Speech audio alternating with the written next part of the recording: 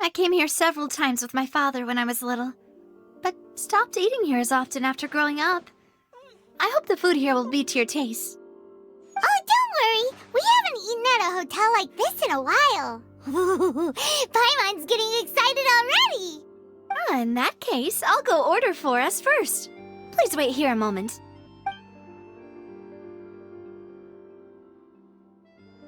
Ooh, everything looks so good.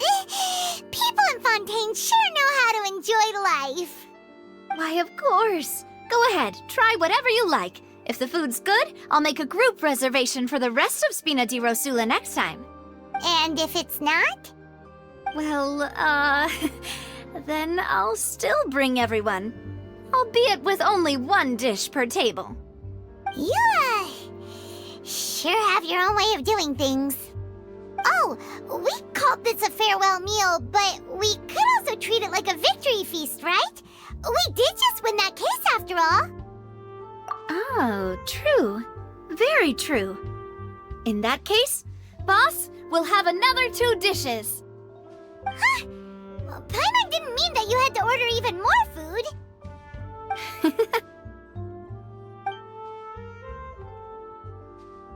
Speaking of cases, do you think that the mastermind behind the serial disappearances will get caught soon now that this has all happened? Well, we've certainly taken a big step forward, but I feel that's about it. We know that there's an organization that means to dissolve these young women, but we still don't know what they are really after. If it hadn't happened right in front of us, Paimon wouldn't have ever believed that a person could be dissolved like that. Right? Yet it was because this was such a preposterous notion that the investigation could never really move forward before. Ugh. If only that guy could have finished speaking! We were so close to hearing who was behind it. In such investigations, even the smallest step can seem like a yawning chasm if the trail of clues is cut off. To be honest, I don't have high hopes for any follow-up that the authorities might conduct. It's not that I don't have faith in their ability, it's just that a different perspective is required in some matters. It's easy to guard against and deceive a single narrow perspective. A shift in thinking is required at such times in order to produce a breakthrough. Which is exactly why the Spina di Rosula exists. Those highfalutin folk are not all-knowing. That's why we exist. To seep into the cracks where filth falls through, where their watch fails them. That's the kind of problems we solve. Seems Paimon thought things were simpler than they actually are. It's all right. Well, this was supposed to be a farewell meal, so I doubt you have further interest in this business, right? Let's talk about something else. Like, what are your future plans? That's true. We didn't have a chance to speak to her after the trial ended. It didn't really seem like the right time or place to do it anyway. I see. So, your primary objective, which has been foiled so far, was to have a chat with the Hydro Archon. I've heard that there's a long line of people waiting to meet Lady Farina. I suspect you'll be waiting for quite a while, considering that you missed your chance today. Yeah, we've heard that she's super popular here in Fontaine, and that it'll be tough getting any of her time. Well, would you consider some more, unique ways? Perhaps even methods of, let's say, questionable legality? Guess that's Spina di Rosula's boss for you. Chock full of sketchy ideas. Well, what did you have in mind? Well, one way would be to infiltrate a performance troupe at the Opera House, only to abandon your act at the play's climax and ask to speak to her after the performance. I'm sure Lady Farina would be eager to see the ending, and would agree in order to finish watching the play, don't you think? Could you suggest something a little more practical? This plan seems pretty hard to pull off. We'd have to go learn how to act, and acting's really hard. All right, here's another. Find a way to conceal yourselves under her bed. Then wake her up in the dead of night and demand answers. Don't let her go back to sleep until she answers all your questions. I can personally testify that this one works. When I'm sleepy, I'll do anything as long as I can finally get some sleep. That might work, but that's not really the problem. The problem is we don't want to get ourselves arrested. Ah, valid point. I overlooked that part. I was just thinking about leveraging a person's desire for sleep. All right, no more joking around. Perhaps you could... Oh, I don't know. Cut the line when she's on a break. You did defeat her in court, clearing citizens of hers from false accusations. False accusations she had nearly upheld personally. I imagine that she feels quite ashamed about the whole thing. You mean that if we catch her while she's on a break, she might be too embarrassed to refuse? Oh, that does make some sense. Why don't we give it a try after this meal? You know, strike while the iron is hot and all. Huh? Paimon, did you drink my Fanta? Was this your drink? Sorry about that. Paimon wasn't really paying attention and the cup was right next to Paimon. Would you like to order another? No, it's fine. We're just about done here. Alright. Honestly, Paimon wouldn't recommend Fanta anyway. It tastes kind of salty and icky. Is that so? Huh. Well, in that case, we'll have to blacklist the Fanta here then. If we're all finished eating, then I'll go pay. Yeah, we're stuffed. Thanks for the treat, Navia.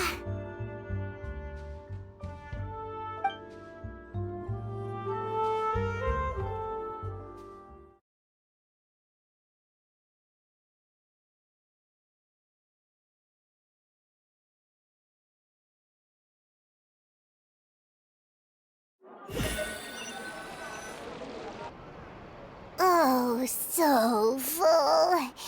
Paimon can barely float anymore.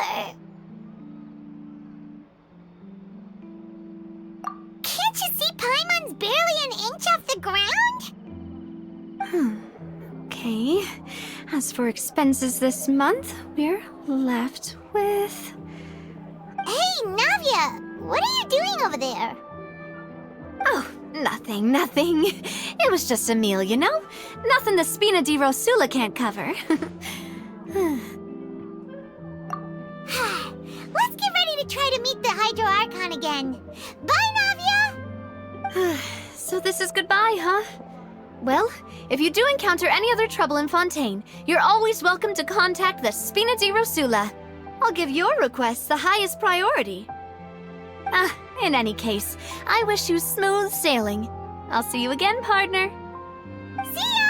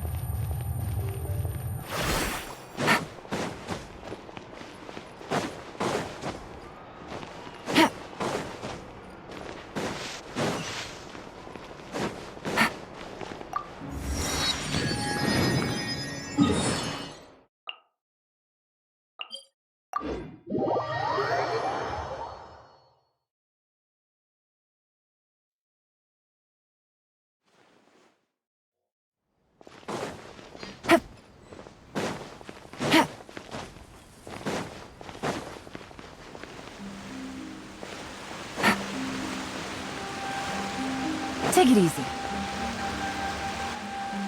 There aren't many people around anymore. Looks like that boat we took to Araneas might have been the last one. Vache. Looks like we're back here again. Huh? Traveler? Are you hearing voices again? Ugh. That's kinda spooky. Are you sure we don't want to come back in the morning? Vache? Vache. Hey, why are you still walking towards it? There might be something nasty in the water. Huh? Hang on. Paimon can kinda hear a voice. It's calling for Vache, right? Hey, Traveler? Stop walking! Come on, wake up!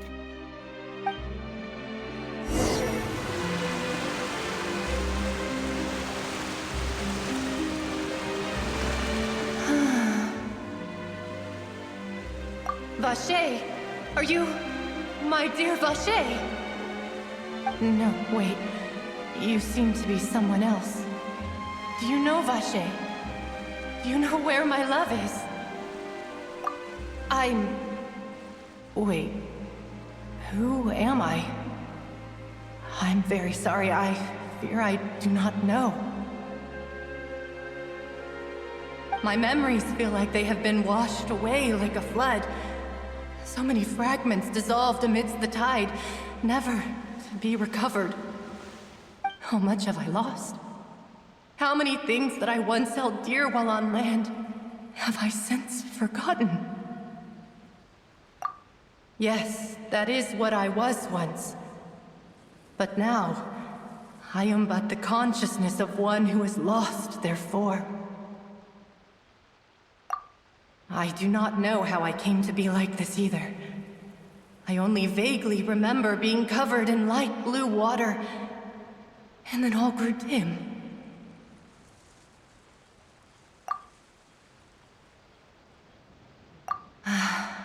I also remember going to many places. I loved adventure, loved exploring places of peril. No matter where I went, Vache would go with me. I knew how dearly he loved me, and I also loved him equally as much. But now, we can no longer go back. The pain of such parting, I never knew how heavy it could be. No, our reunion no longer has any meaning. There is no way for us to create any new memories. The thought of me gives him no succor, so let it lie forgotten beneath the waters. If you meet Vache, tell him not to look for me. Tell him to move on. That is the only thing I still remember. Perhaps that is so. As I was submerged in the waters, losing consciousness, I saw Vache above the surface. His eyes were filled with such sorrow, such longing. If only I could have comforted him, told him that I did not suffer. Indeed, I had felt a great warmth. Is that what you call it? Dissolving? If anything, I consider it a form of release. It was a state of neither fear nor frenzy, with only an endless peace, like the water's still surface. I could also liken it to being a thirsty person who drinks water for the first time, and only then sees how they have lived for so long in a world of endless want and anxiety. I think I hear your companion. It's time for you to go, I think. Farewell, then. I am glad that you were able to sense my presence. Remember, if you see Vache, Tell him not to seek me out any longer.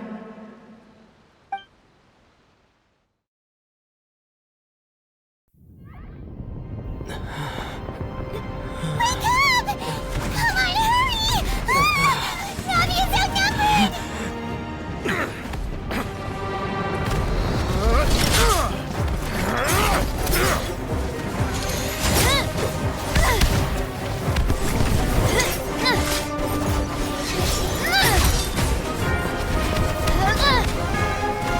Demoiselle, look out!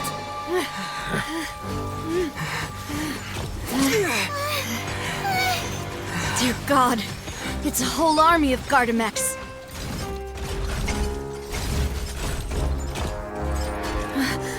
Chlorand?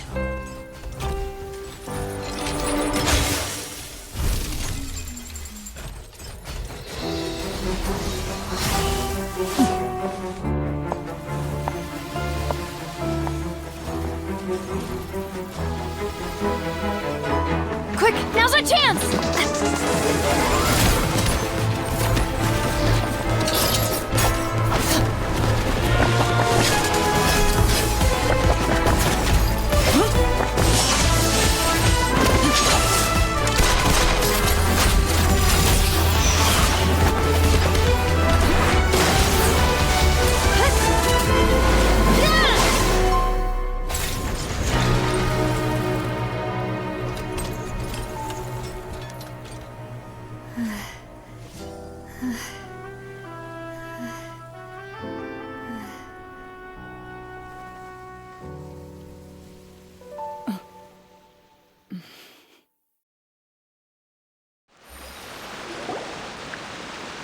I should thank you for lending us your sword there, Chlorand. But before I do so, could you explain how you managed to show up here? I followed you. It seemed to me that danger has followed you more closely as of late. I believe that following someone without their knowledge is actually called stalking, is it not? Mr. Callus's last wish was for me to ensure your safety, and I will not betray his trust. He would do the same, were he alive today. Do not speak of my father! Sorry, Demoiselle. I was not strong enough. Thank you for your aid, Miss Chlorand, but do keep an eye out for your manner of speech. I believe we all wish to avoid unnecessary emotional harm. Sorry, I did not consider your feelings. Whatever. What else do you know? How did you come to the conclusion that I'd be in grave danger? I doubt I know much more than you, but I believe that the mastermind behind the serial disappearances is very powerful. Your performance tonight will almost certainly attract their attention. I'm sure they've known about me. To be honest, I'm shocked it's taken them this long to act against me. And what about these Gardamex? I thought only those associated with the Maison Gardiennage could control them. None of these mecha have serial numbers. I was sure to check a moment ago. They are not the ones used by the authorities to enforce the law. I can only conclude that some powerful or wealthy party must have obtained them via illegal means, deploying them as a private force of sorts. What? Your point being that they're out of Spina di Rosula's league, then? Yes. Be careful, and do not act rashly. I will continue investigating no matter what. We will bring the truth to light. That's my father's true last wish. Regardless, thank you for your help today, Chlorand. But if you get any ideas, tell me first. I don't much appreciate being followed. I do not think that they'll strike again anytime soon. So I shall stop following you. Good day, all.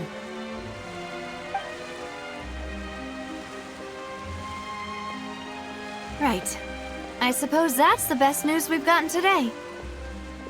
Demoiselle, I believe that Miss Chlorand was being sincere with you. If we tried, we could attempt to thaw relations a little. I know, I just... She's... Oh, thank goodness! Paimon thought we were done for! Those Gardamex came out of nowhere while you were unconscious, and Nadia and her gang saved us! Oh, and there was that champion duelist named Chlorant who came out to save us too! We got lucky there. Paimon probably couldn't have fought them off otherwise. Oh, come now. Forget all that polite talk.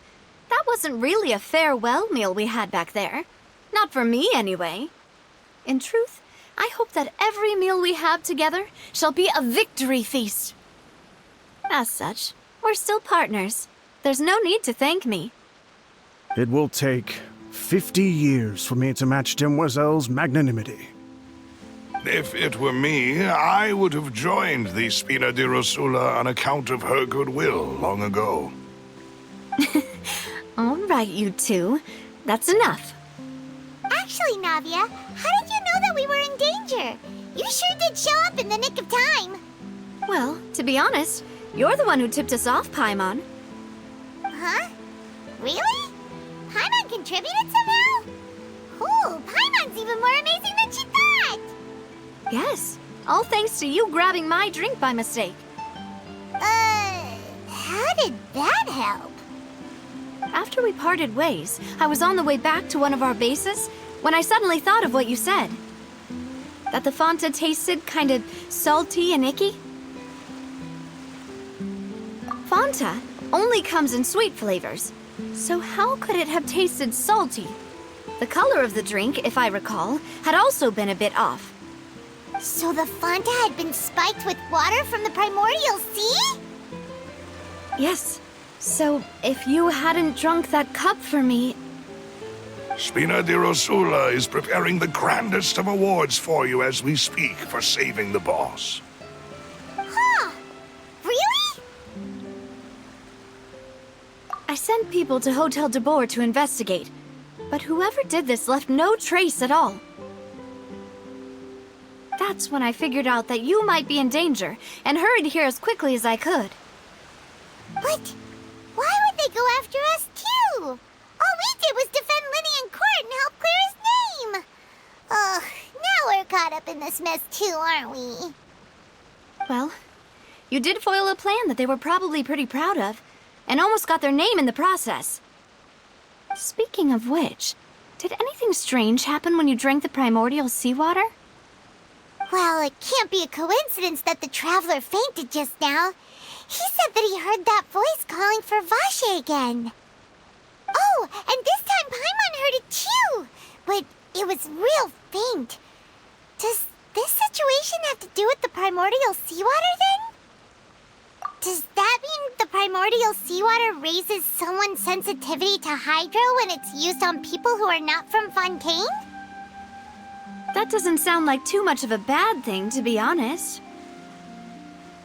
New intel? While you were out cold? Well, let's hear it, shall we?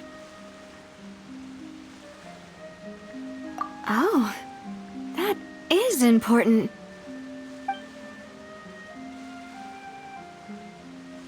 Vache. That name doesn't ring a bell. I suppose he hasn't stepped forward as a witness in court lately. Since he saw that young woman dissolve, he was at least at the crime scene.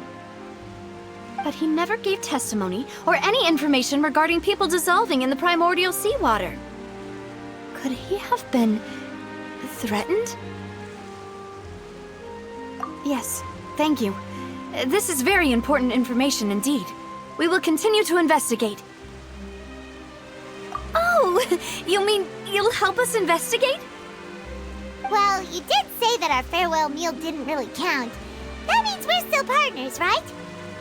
And besides, we're in this now whether we like it or not. You're not gonna let those people who targeted us get off the hook so easily, are you, Traveler? Demoiselle, do try not to look quite so pleased. You are the face of Spina di Rosula, after all. You talk too much. Well, in that case, let's head back to one of our bases, shall we? I'll arrange accommodations for you. We also have some plans to go over, and hopefully we can deepen our bonds as partners. But we'll take that one step at a time, I guess. Don't worry, you two. With us around, our base is definitely secure.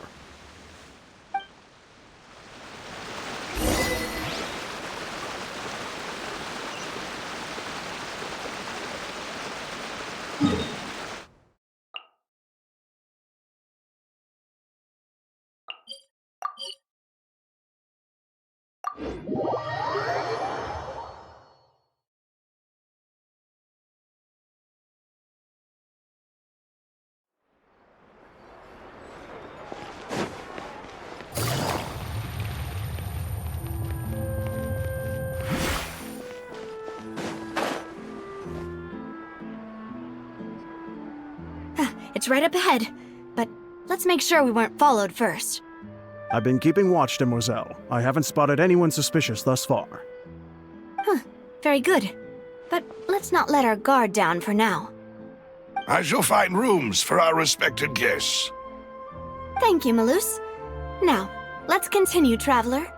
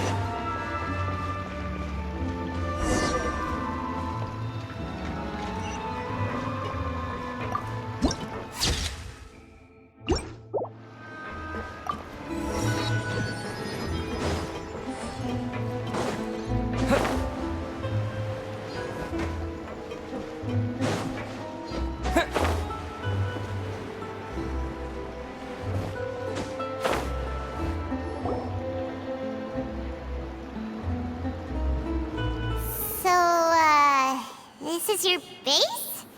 It's not quite what Paimon imagined. Your accommodations have been arranged. Under the present circumstances, I can confidently say it's the best we have. Well, our funds have been a little tight lately.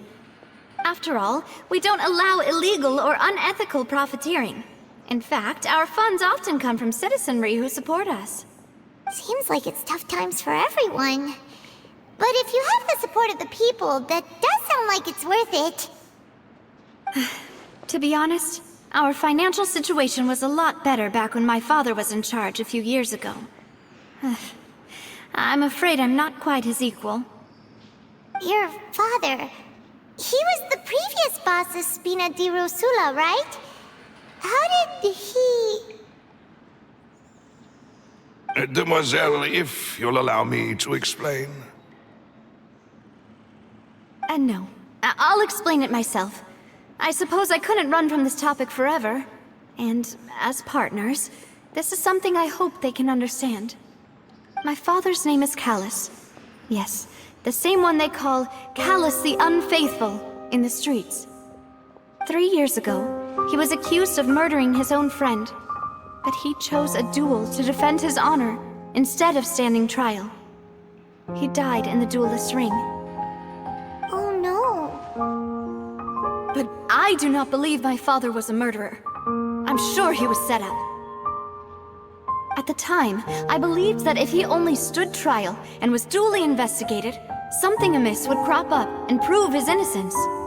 But strangely, he not only requested the duel himself, but rumor has it that even after being seriously injured, to the point where he could be deemed as having lost the duel. He refused to surrender, determined to die in the arena. 3 years later, I still don't understand why he did that. How could he protect his honor if he's dead? If anything, he gave up his chance to defend himself. The closest piece of info I have is that my father had been investigating the serial disappearances case at the time of his death. Ah, so that's why you're so determined to get to the bottom of that case. That's right. I've also tried to investigate the murder my father was implicated in, but I haven't found a single new clue in my countless reviews of the investigation records. However, I believe that if the murder case is related to those behind the disappearances, they must know something. I must know what really happened. Was my father coerced? Framed? Even if he really did kill his friend, I must get to the truth. If only he'd been more open with me when he was still alive. He even hid the fact that my mother died due to complications when giving birth to me. And now, here I am investigating his death. You really are a handful, aren't you, Papa?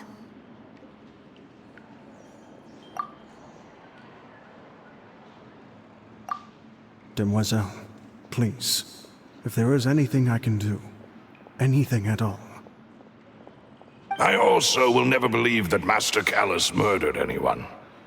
There are none whom I respect more than the two of you, Demoiselle. Master Callus did so much good in life, yet all it took was one murder case for him to be dubbed Callus the Unfaithful. Even our supporters decreased greatly due to that incident, hence our strained finances at present. Wait, if Callus was such a good man, wouldn't people at least be a little suspicious when he was accused? No. Perhaps people just revel in that kind of drama. It's not something exclusive to people from Fontaine, really. Everyone's like that. People love watching the evil turn over a new leaf, but they also enjoy watching good people fall into an abyss from one slip-up just as much. But how could... never mind.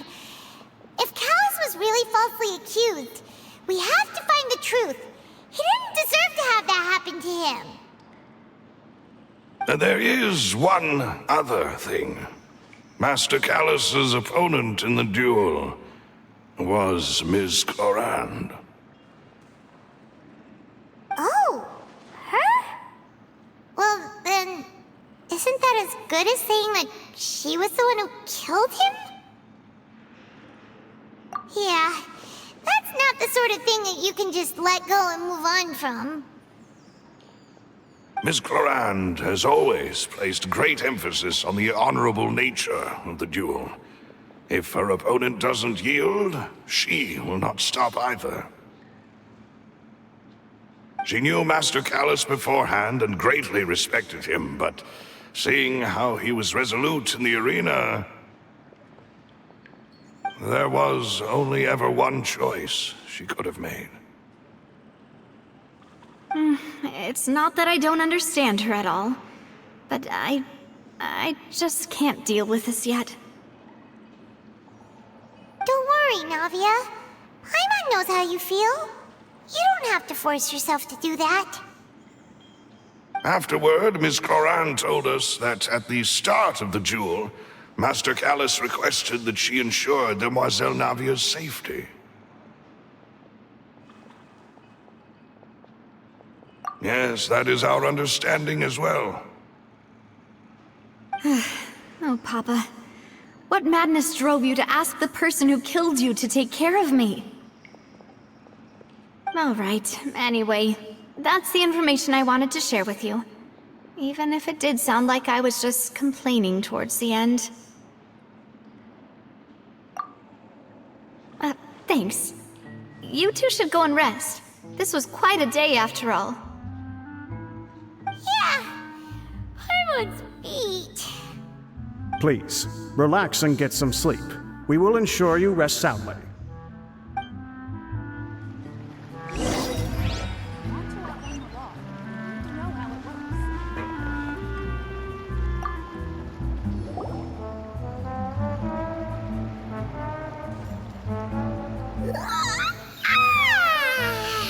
Paimon slept so well. This place feels almost too safe. Huh? Navia? Where did the other two go? I sent them back to Poisson. It's Spina de Rosula's place of origin, and where we have our headquarters. There's not much for them to do here at the moment. Paimon gets the feeling that you're just trying to get them off your back. But never mind that. When did you get back? Were you waiting here the whole time? No, I just returned after going out for a while. I did some investigating yesterday regarding the name Vache. Wait, so you didn't sleep at all? How could I after having such critical new evidence appear? Guess Paimon wasn't speaking for everyone just now, huh? Unfortunately, this name seems to have been wiped from existence. It doesn't seem to have a match anywhere. I suspect that those behind this have already taken steps to hinder an investigation from this angle. But that does prove that this Vache person is a key witness in the incident. Does that mean we're too late, though? No. There is one ray of hope. One place in Fontaine that they would find almost impossible to threaten, no matter how much they wanted to. And that is the archives kept by Chief Justice Neuvillette, a place where detailed files on all the cases in recent years are kept. If the Oceanid you met is one of the young women who went missing recently, we should be able to find some related information there. So Neuvillette maintains an archive of case files? Whew, guess that's the hard-working Chief Justice for you. In that case, let's go talk to him, shall we?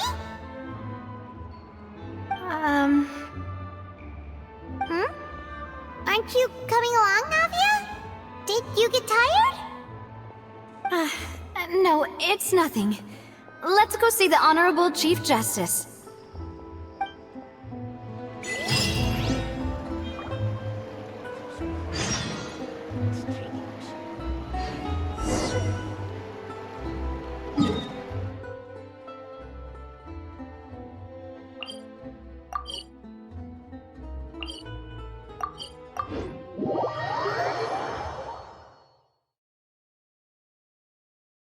The Palais is right up ahead.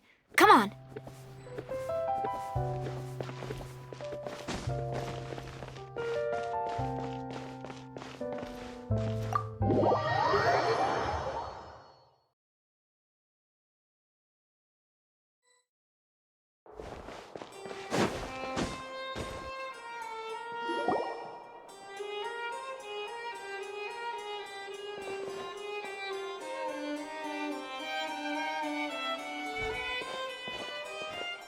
Halt! Please state your business here. The Chief Justice is presently occupied with official matters.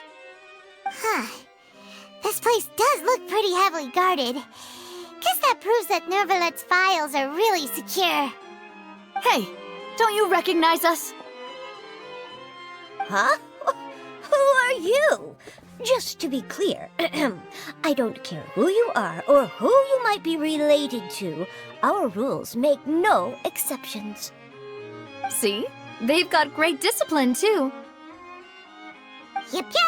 Paimon can tell. If you're here just to crack jokes, I can point you towards the exit.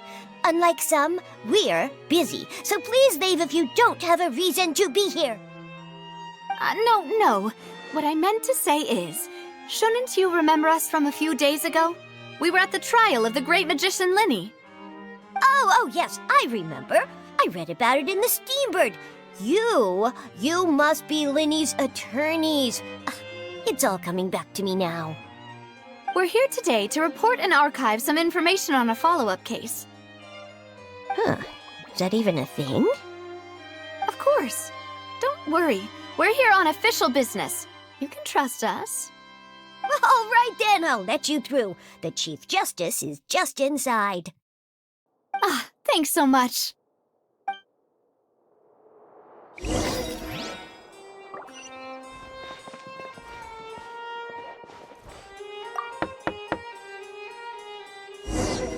Please come in.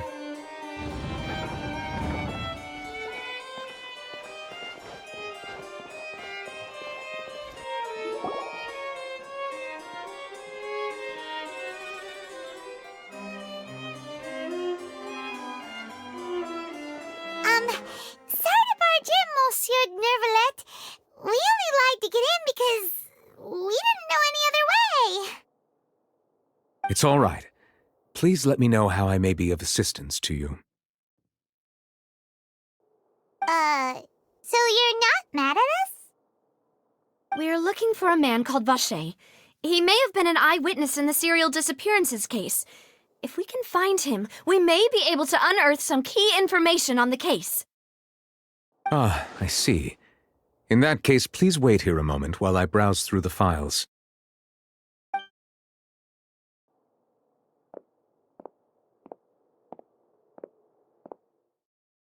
Who knew that Nervalet would be so easy to talk to?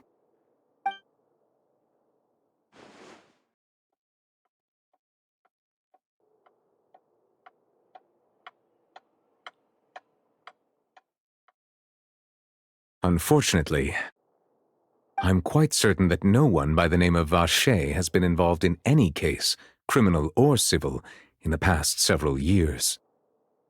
There are no records of him either in the files or in my memory. Traveler, what if it was really just a dream? Is that so? All right then. Thank you so much, Monsieur Neuvillette. We'll take our leave now. Ahem.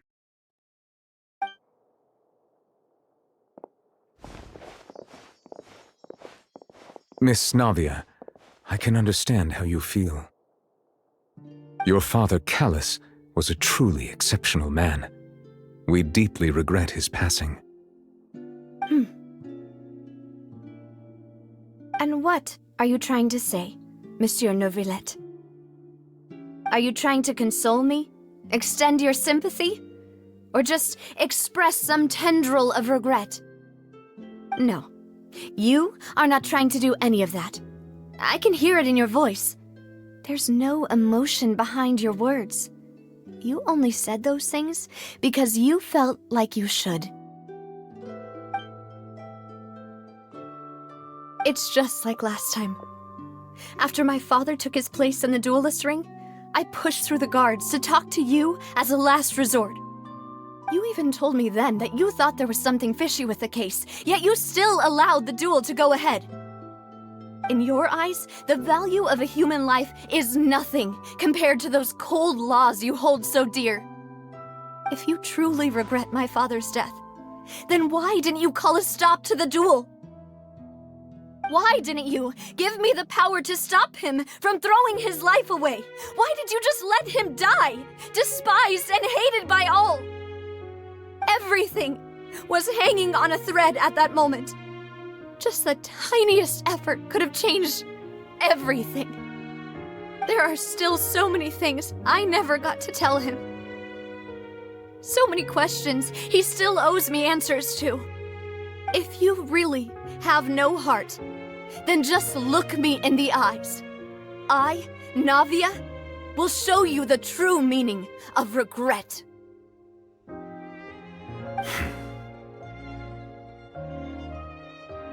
I'm sorry, Miss Navia. You and my father are truly alike. You keep all kinds of things in your heart and never say a word to anyone. It's not so much that you can't feel, but that you would never express anything. Oh well. In any case, everyone already knows full well the apathy of the Chief Justice. My apologies for taking my emotions out on you, Monsieur Chief Justice. Let's go, Traveler and Paimon.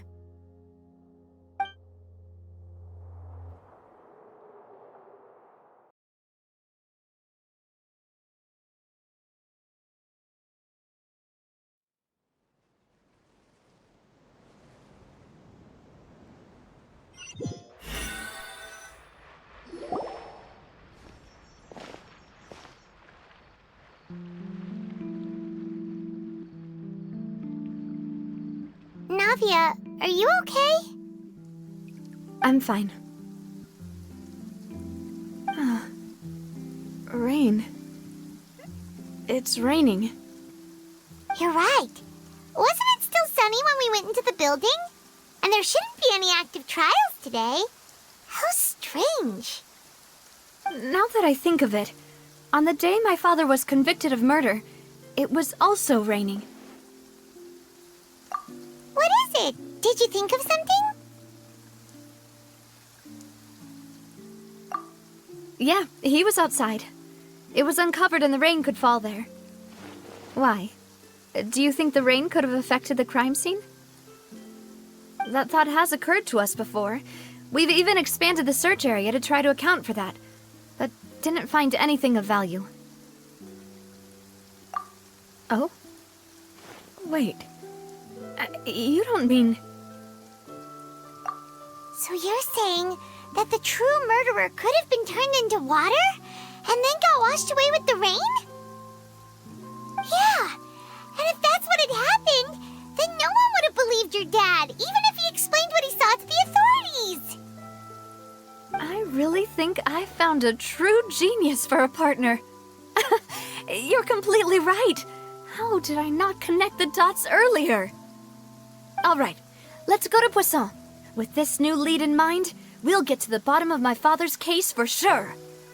Yeah, we're gonna make progress for sure this time. Do you want to go with me now? Or do you want to head over by yourself later?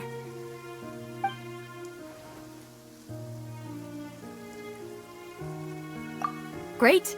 Let's go then.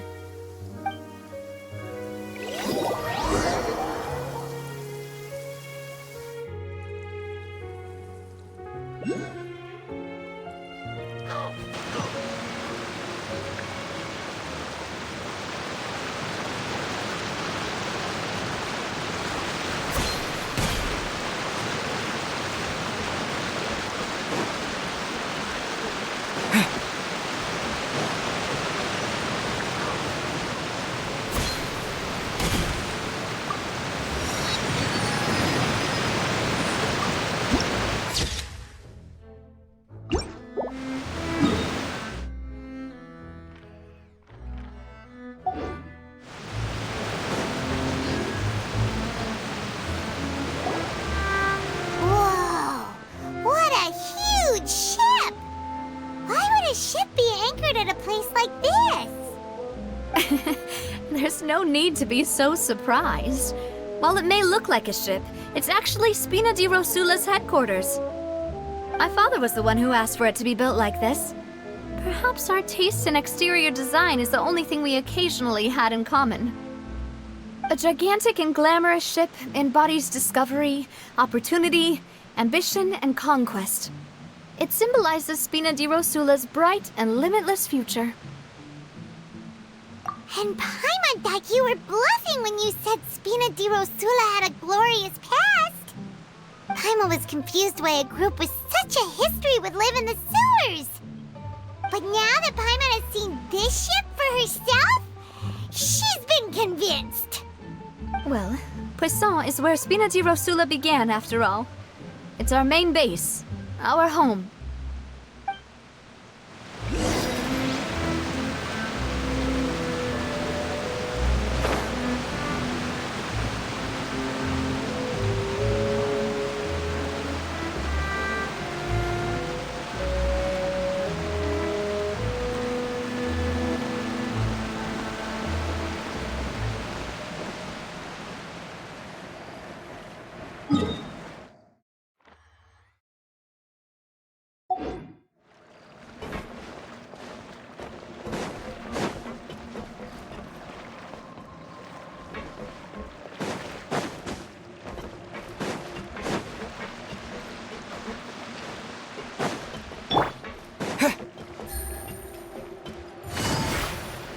Yep. They might have it. Good. Fire, you're gonna But get it burned.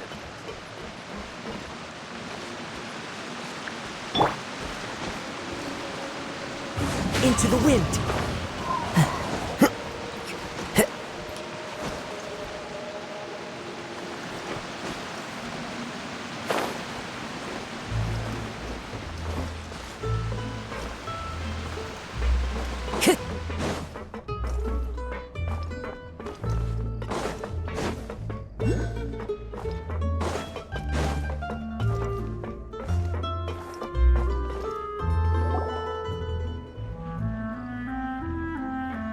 Melus, we're back! Apologies for the wait, demoiselle, and our most important partners. You said before that you still had some business at the court. What brings you back to Poisson so quickly? About that. It's because my partner here reminded me of something really important. You see, what if my father's case had something to do with water from the primordial sea? You still remember, right, Melus? On that night, it was raining? Yes, the case was quite similar to that of Mr. Linney's. Both were what you'd call impossible murders. Could you tell us a bit more about what happened before? Yeah, of course. Many years ago, something called synth began to gain popularity in Poisson. At a glance, it was a kind of drink that could excite your mood and produce many pleasant hallucinations. Wait! Didn't that guard guy who turned into water also mention that the primordial water could be used to produce some kind of potion? Yes, he did. Considering what we know now, it's almost certain that synth is created using water from the primordial sea. If you drink synth for an extended amount of time, you'll suffer many side effects, such as losing the ability to focus or control your emotions. And if you were to stop drinking it completely, you'll experience flashes of paranoia and anxiety while lacking energy to do anything. It's an extremely dangerous substance. As he oversaw Poisson, my father was compelled to put a stop to synth abuse and called for a complete ban of it.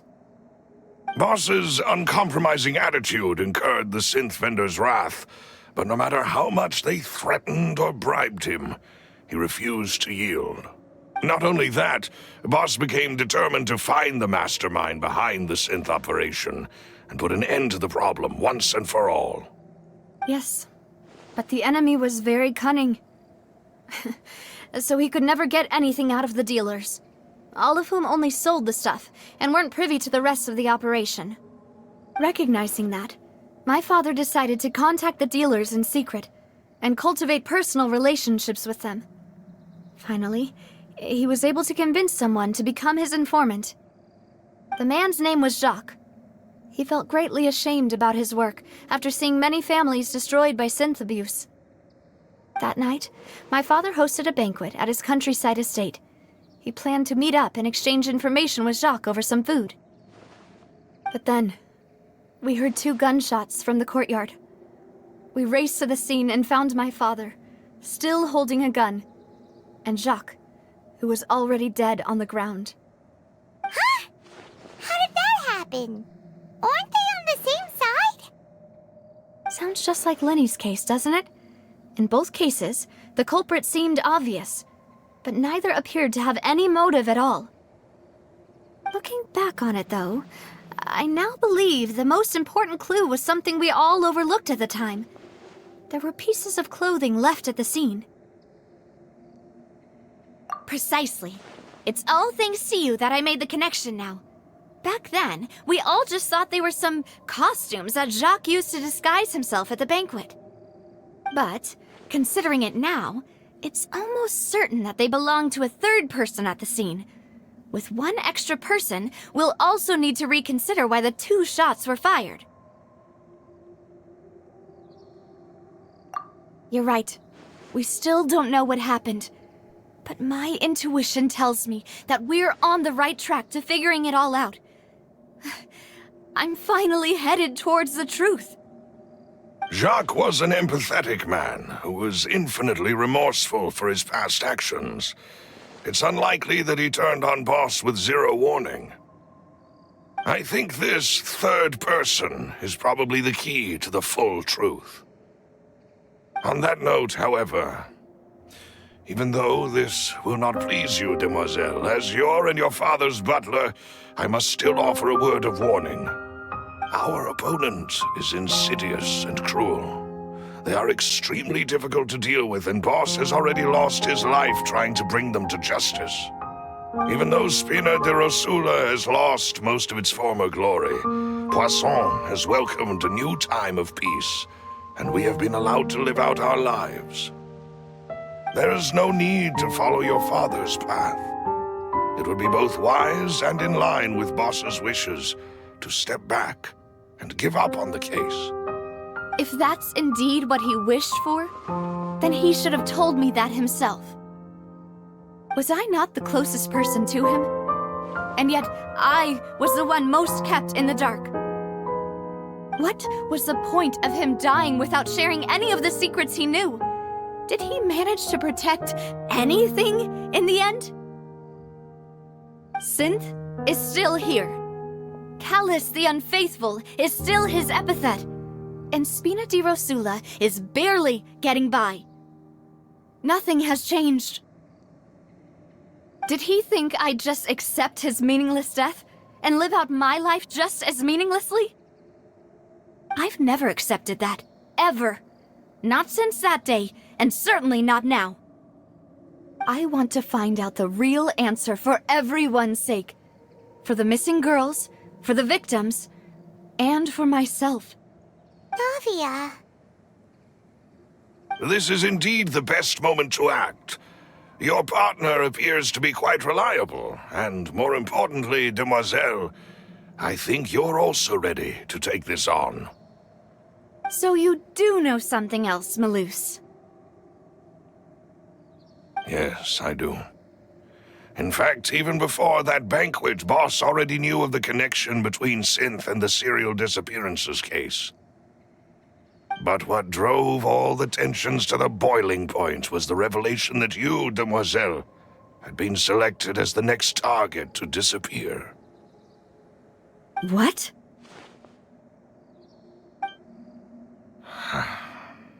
Boss also didn't tell you that he had been diagnosed with a rare illness. The doctors told him that he had no more than 5 years left to live. And the serial disappearances case caused him great anxiety. 5 years was nowhere near enough time to resolve this long-standing conflict, but once he passed away, all the danger would pass on to you. Knowing all of this, he decided to use one final intimidation tactic before his death. He claimed to have already gotten his hands on some key incriminating evidence for the other side, and even told some members of Spina di Rosula about the details. But as long as you remained safe, he would not share the evidence with the public. If something were to happen to you, then he and all those he told would immediately expose all they knew about Synth and the disappeared victims. Right, so nobody would be able to get off scot-free. As we've seen, Boss's tactic has worked. Even though Boss has been gone for a long time, the other side has not tried to take Demoiselle's life. No, I don't believe it. He never appeared to look sick to me. No father wants their daughter to see them weak and haggard, especially someone as proud as Boss. To him, dying in a duel and suffering lasting dishonor as the Unfaithful were still far preferable than losing face in front of his daughter. So he chose to die in silence, so that he could protect me. I'm afraid you're not understanding this correctly, Demoiselle. What Boss wanted to hand to you was not a parasol, but a sword. If Boss's spirit could hear you telling me that you want to find the answer for the sake of everyone involved, I'm sure he'd be extremely proud. That fool. Couldn't he have just given it to me straight? No. He might have set up everything precisely because he never thought I'd be able to understand him. Is that the amount of confidence he had in me? And what if I was never able to make it to where I am now? Yeah. I suppose that's true. With the way he'd set things up, if I had wanted, I could have just lived out my life without a care in the world. But thankfully, he rarely talked to me about complex matters, and thus understood little of me as a person. In this case, he really didn't need to give me an easy way out. Malus, What was the key evidence that he shared with you? It's the location where synth is produced. Essentially, it's the enemy's headquarters. When he was threatening the enemy, Boss didn't share the specifics of the incriminating evidence he found. But if you want to use it against the enemy, you'll still have to take several things into consideration. Why? If we know where the place is, can't we just go storming in? You mustn't forget that we're fighting against a mysterious and dangerous organization that's been in operation for decades. There's no telling what might be lying in wait at their headquarters. We also have no idea what kind of evidence we may be able to find inside, nor what people we may be able to capture. But a single visit to their headquarters will be tantamount to a formal declaration of war. The worst case would be that we leave empty-handed, but also open ourselves up to full retaliation. Then, in that case, why not work with the Fontaine authorities? Well, you saw one of them dissolve during Mr. Linney's case.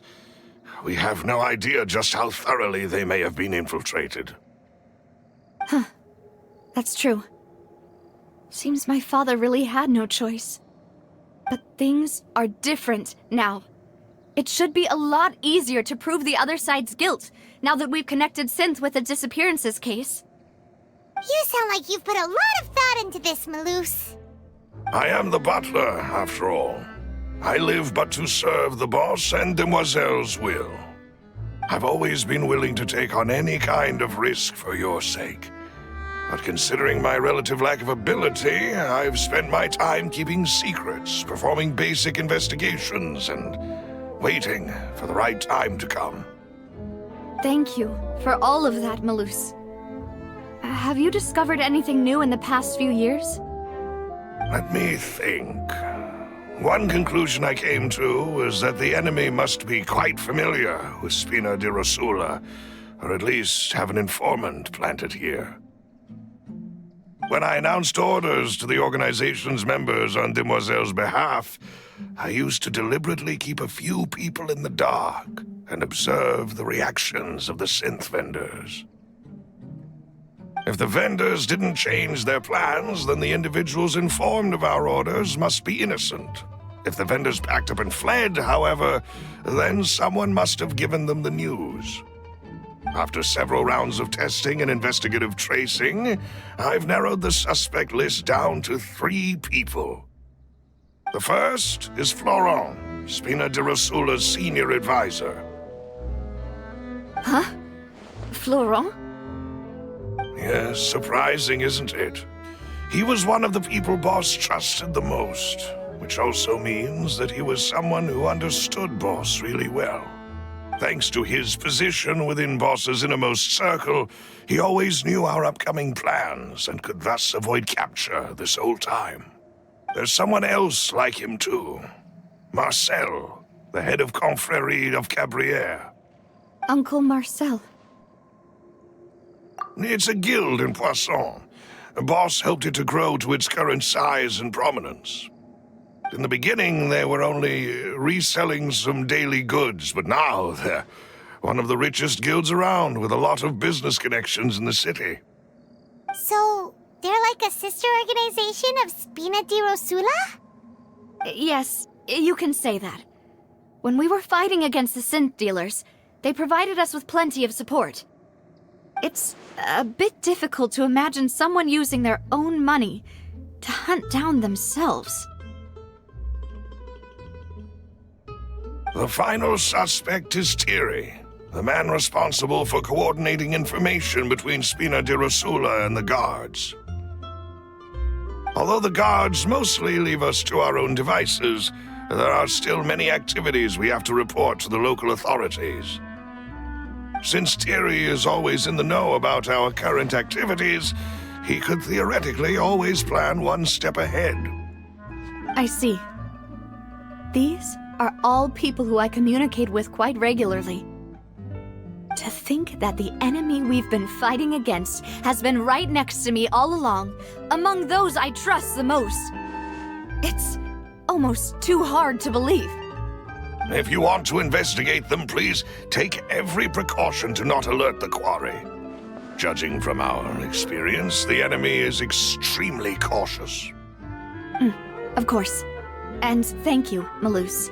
You've provided us with a lot of great information. You're too kind, my lady. I'm just doing my duty. And before I forget, proving Boss's innocence would also mean clearing him of blame in Jacques' death. After that incident, Jacques' wife and daughter were taken into the Spina's care. They still live in Poisson today. If it might help, you could also pay them a visit. I can make the necessary arrangements. Oh, thank you so much, Malus. You really are the best. A new case awaits, my dear partner.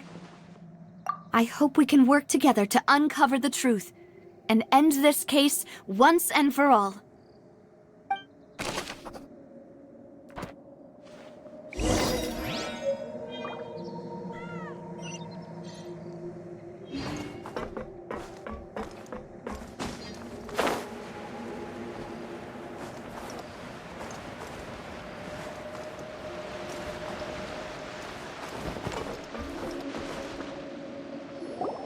It is settled, then. Please excuse me, and enjoy your conversation at your leisure. Thank you for arranging everything for us, Malus. Excuse me, miss. Do you need anything from us? Oh, Hey, Navia's all quiet. This isn't like her at all. I'm sorry that I only came to visit after all this time. After what happened, I didn't know how I was supposed to face the two of you. Ah, if it's about that, there's no need to apologize. After my husband died, Spina di Rosula sent us a lot of mora and support. I understood your guilt and apology to be genuine. But aren't all of those things nothing compared to the loss of Jacques? I can understand the kind of pain that comes with losing a father so needlessly. You don't understand at all.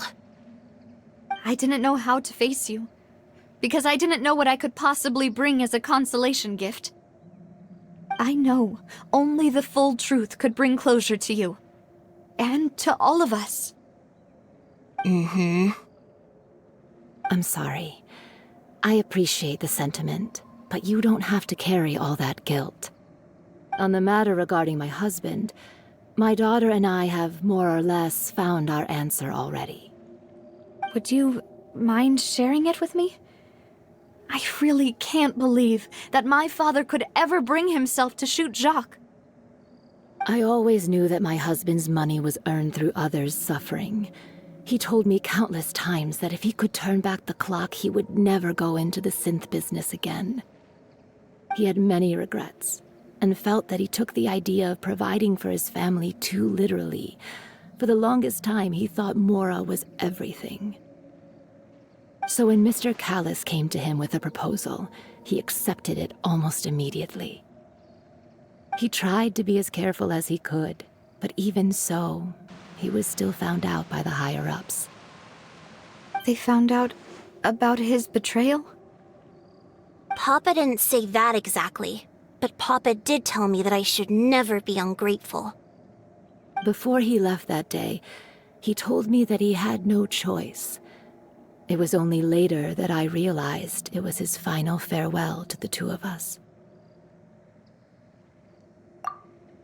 I don't know that for sure, but you could say that's the conclusion I eventually came to.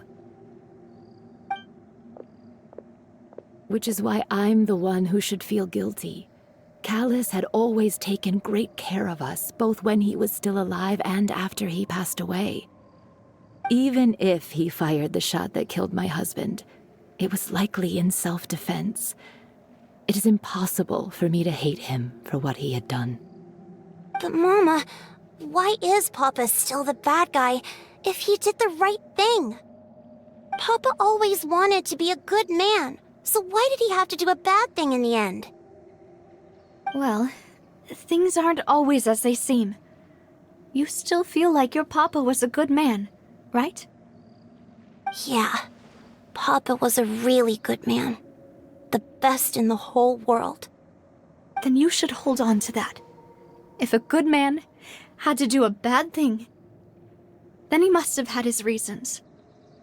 Regardless of whether he left you a parasol or a sword, he must have done so to give you a better life. Oh. Thank you for everything you've told me. I will definitely find the truth. The current state of things is not something I'm willing to just sit back and accept. Thank you. I'm very grateful to hear this from you. Even though your personality is quite different from your father's, your determination when you speak is really similar. You really think so? That's the first time anyone said that to me.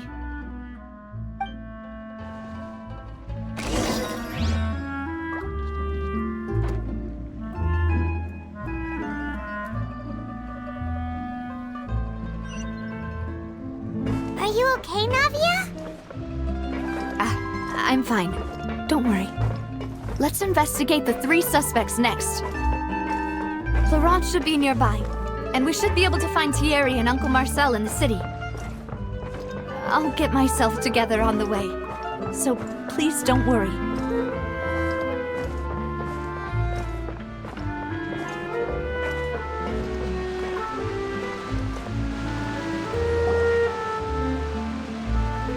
Greetings, boss. How may I be of assistance today? I'm sure you've heard about what happened at the Opera House. Someone got turned into water right in front of us. Yeah, I've heard.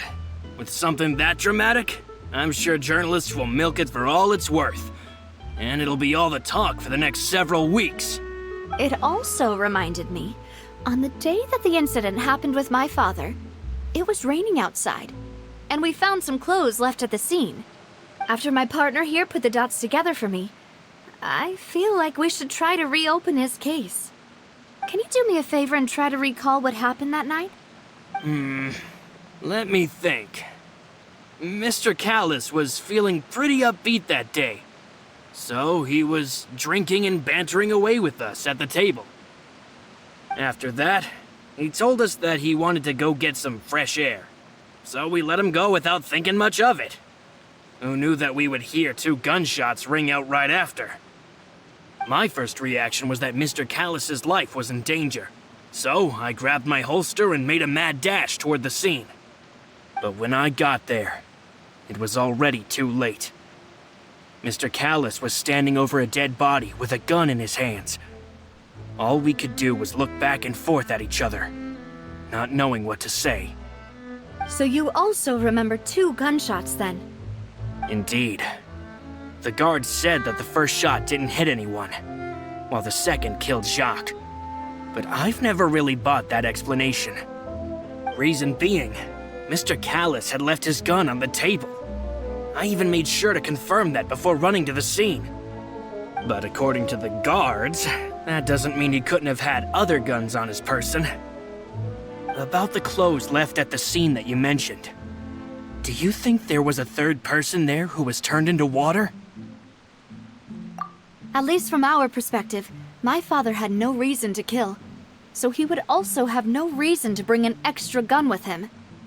The gun he was holding probably belonged to Jacques, or a 3rd person on the scene. Yeah, that makes a lot of sense. So you're saying Mr. Callis ended up with the gun because he seized it from one of the other guys? But hold on. If that's what had happened, then why didn't he share the truth with any of us? He didn't even want to face the Oratrice machine, and chose instead to prove his honor in a duel. Did he lose all faith in the courts after seeing someone dissolve right in front of his eyes?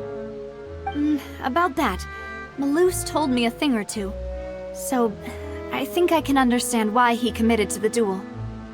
I'll tell you everything once the whole truth has been revealed. I understand. Then I'll leave Mr. Callis's honor in your hands, boss. And if I may just say one more thing. The whole Callous the Unfaithful epithet has been a thorn in my side since the day it was invented. Many people have laughed at me for still calling him Mr. Callous, even after so many years have passed. But it was Mr. Callous's trust that allowed me to rise through the ranks of Spina di Rosula and live the life I lead today. No matter what others might say, he'll always be the man I respect the most. And he'll always be my boss. Don't worry. I will definitely find the truth. You and all our other comrades at the Spina deserve to know the truth as well.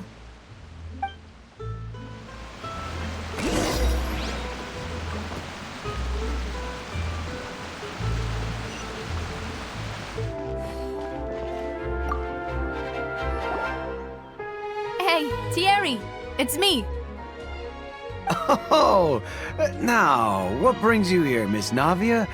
I've heard that you made quite the name for yourself at the Opera House. Oh, so you've caught news of that already. Oh, okay.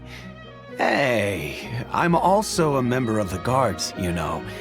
The way you make it sound, people would think I was sent off to Poisson because I had done something wrong. Are you sure there isn't a little bit of truth in that? Under normal circumstances, shouldn't you have been called back to the city already? I mean, where I work is really up to me. Let's just say I enjoy the ambiance of Poisson. Callous did a fantastic job running the town, building Spina di Rosula from the ground up and clearing many obstructions in my way. It would be next to impossible for me to find a similarly easy but high-paying job in the city. Anyway, enough chit-chat. Are these two friends of yours? You, here for some formal business? Yes. These two are my partners. What happened at the Opera House made us realize that Linny's case and my father's may be related. We're trying to reinvestigate the details of my father's old case. Ah, I get it. You think there might be more to the case now that we know people can be dissolved into water, right? I was also flabbergasted when I first heard of it. If you want to go through the original files from your father's case, I can help you look for them. That'd be much appreciated. Thank you. Actually, I have another question. Do you have the authority to dispatch Gardamex? Of course. Without them, I couldn't possibly handle Poisson on my own. Why do you ask? We definitely can't use them to forcefully get more evidence for your father's case. Well, you see, just recently, we were attacked by a horde of unnumbered Gardamex in the city. So, if you hypothetically wanted to do something against me, all you would need to do is get rid of the mecha serial numbers and send them after me. Then you think too highly of my abilities. Dispatching mecha is very different from controlling them.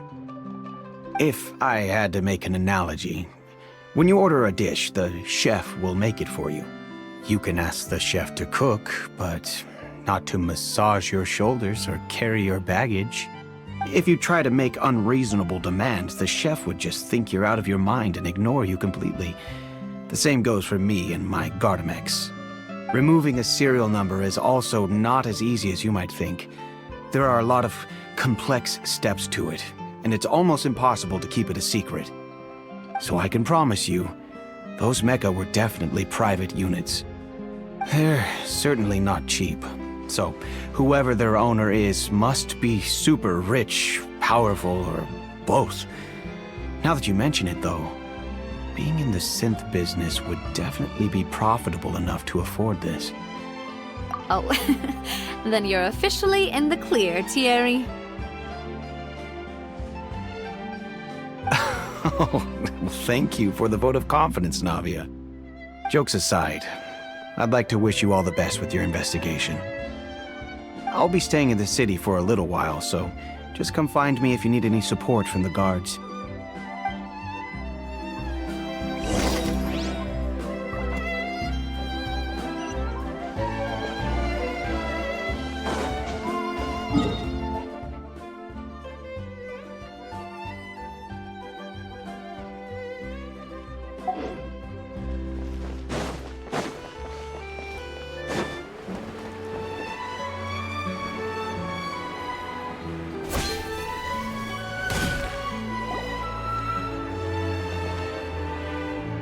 Hello.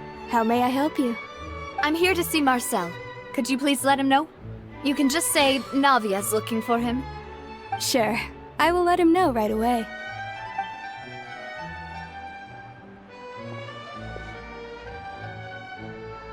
Navia, hello.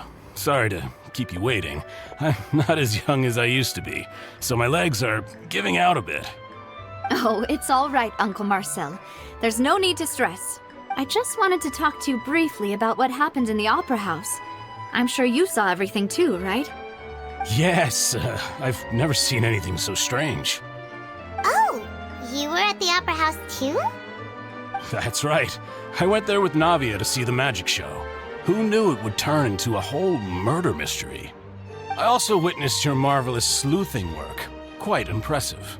To beat the Hydro Archon at her own game on her own turf, I can already imagine everyone in Fontaine discussing your exploits over a few glasses of wine. Oh, Paimon doesn't want to become the talk of drunkards. Apologies.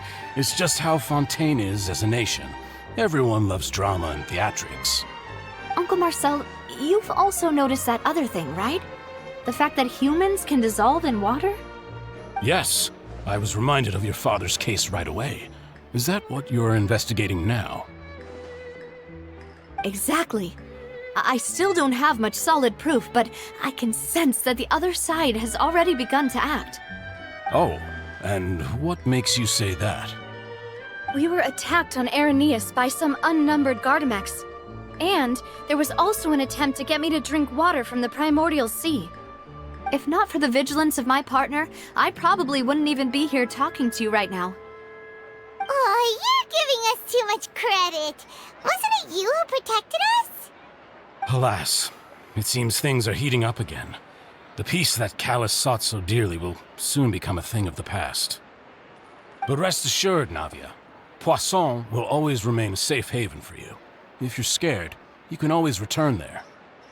If anyone dares to lay their hands on you there, the Confrérie of Cabrières will use its funds to the last Mora to bring them to justice.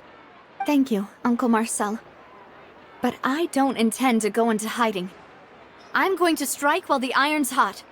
Do you have any new thoughts on my father's case? About that. Sorry, my age is catching up with me, so it'll take me a while to recall my memory. The Confrérie was responsible for that banquet, so I was out and about the whole time making sure things were running smoothly. I didn't even have the time to drink with the guests.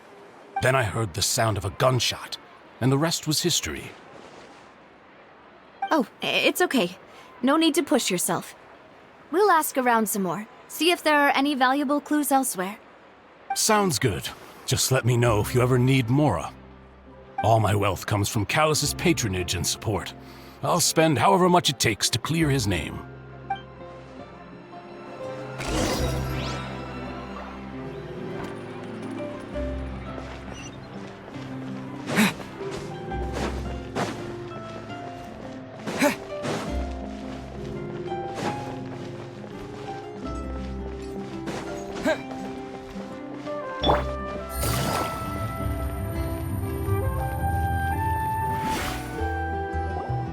We've talked to all three suspects, purely based on their conversations with me. None of them sounded particularly suspicious. I suppose that's to be expected, though.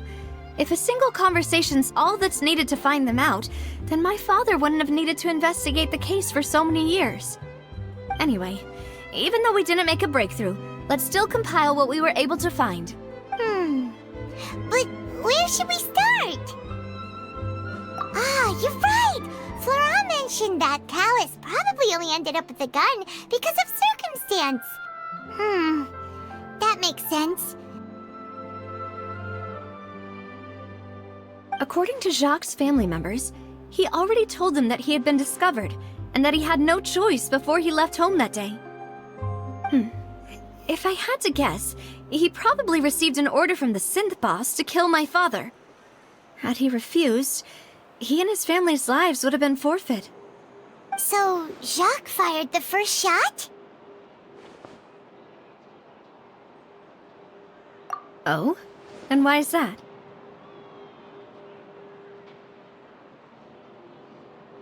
Ooh, that's a good point. Jacques probably already knew that he was just being used as a tool for murder. And once he had completed his mission, he'd be of no more use to his boss. Huh.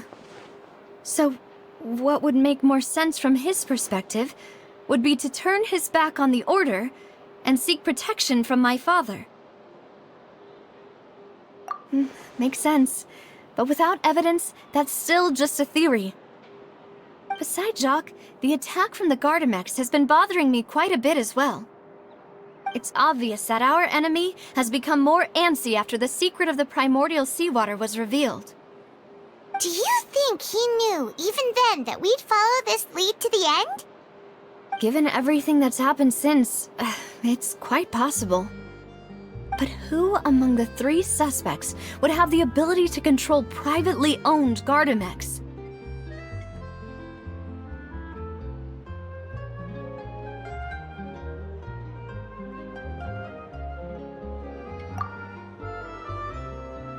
Thierry, you say? Huh. It is possible that he's figured out a way to convert the Gardamex for personal use, but I didn't feel like he was lying when he was talking to us about the mecha. I also don't think he'd be able to keep that kind of tampering under wraps. Yeah, had he actually tampered with the mecha, we'd be able to prove it with a simple check of the guard's inventory. If the mecha were taken from the guards, it should be pretty easy to find out when and how that happened.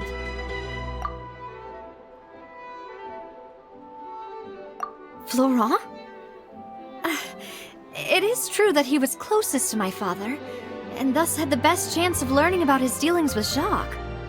But as Spina di Rosula's advisor, his work mostly deals with personnel and security, so he shouldn't have much means when it comes to finances.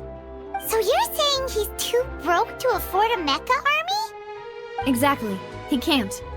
And even if he could, I don't think he would be able to dispatch a whole group so quickly.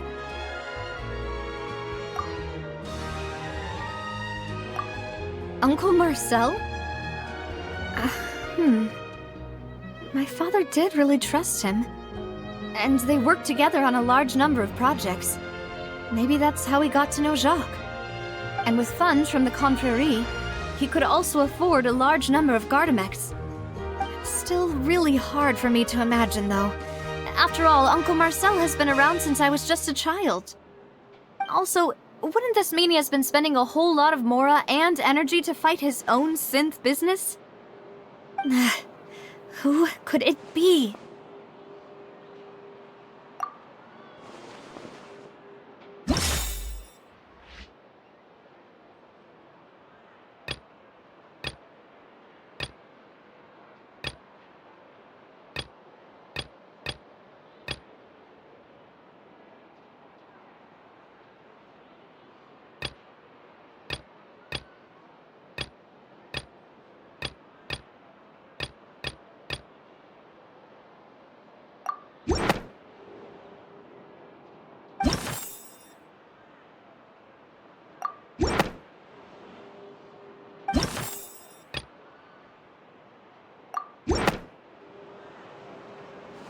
You know, if you think everything through, Uncle Marcel is indeed the most suspicious of them all.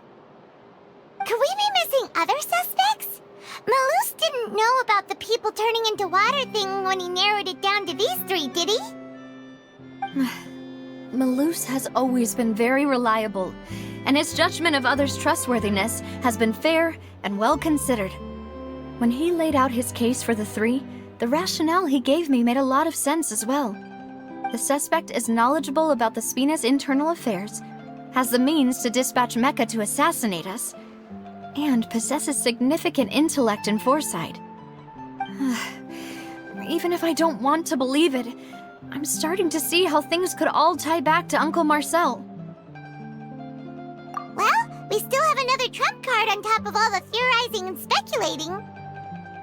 Yes, Malus did say that charging straight in there would be extremely risky, but we don't have any other options right now. We need far more solid proof before we can hope to go charging in on our enemy. Navia, here you are. Oh, I've been looking for you. Huh? Aren't you the guy from the guards? Did something happen? Yeah. News came from Irenaeus just after you left. We've got another trial on our hands. Wasn't that place built specifically for holding trials? What's so newsworthy about this one? I know. But they said the person they're putting on trial is a Fatui harbinger called Tartaglia. What? Is that someone you know? Yeah, we know him. Maybe even a little too well. Well, he's been accused of being the true culprit behind the serial disappearances case. It's absurd, don't you think? Wait, how? None of our investigations have had anything to do with him. That's what I thought was strange about it, so I came to tell you the news right away. If the charge against him stands, then it'll be next to impossible to get the guards to support any of our planned investigations. Right, because they'll think they've already found the culprit. Yeah, and it'll be a lot harder then to clear Mr. Callus's name. I understand.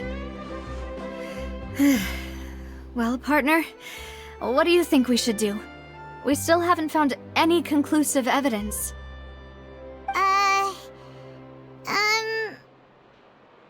Huh? Split up? What do you mean? Just as expected of my partner. Since this is a trial about the serial disappearances case, the culprit's attention will be focused on Irenaeus, leaving his home base wide open. You're right. This is our best opportunity. All right then, let's do this. I'll stall them at the Opera House and charge Marcel as the true culprit. I won't have any chance of making that charge stick, though, unless we find more evidence. It'll be up to you to make it back in time and hand the decisive evidence to me. We'll help you, just like you helped us in Linny's trial. Demoiselle, please allow us to accompany you. I'm ready.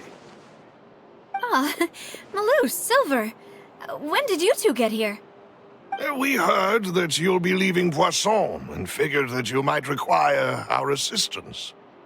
It's our hope that your confidence will be bolstered with the two of us by your side. Thank you so much. Then, let's make haste for Irenaeus. Paimon, Traveler, I'll see you at the Opera House. See you then!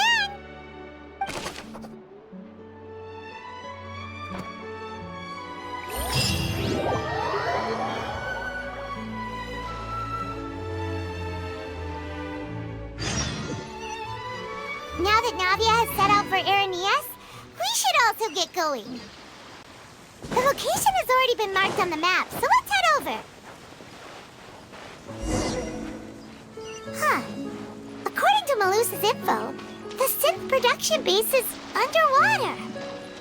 Let's go and try to find the entrance.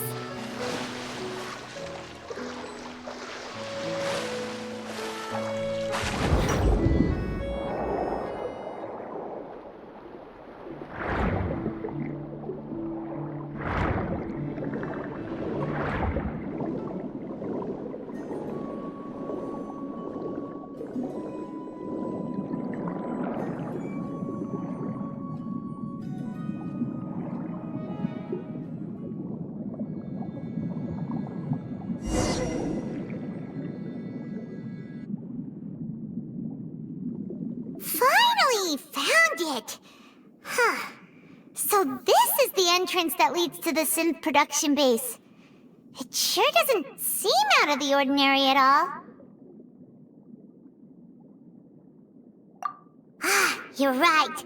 An important place like this is bound to have a ton of protective measures and mechanisms.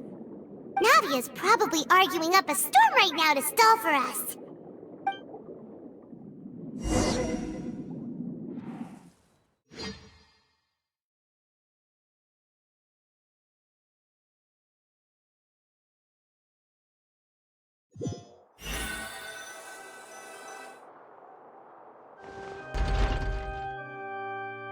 It would appear that I must repeat my question again, Mr. Tartaglia.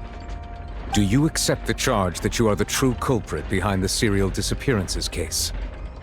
To be perfectly honest, I don't understand your country's complicated court system, or the reason why I'm being charged with something I've never even heard of.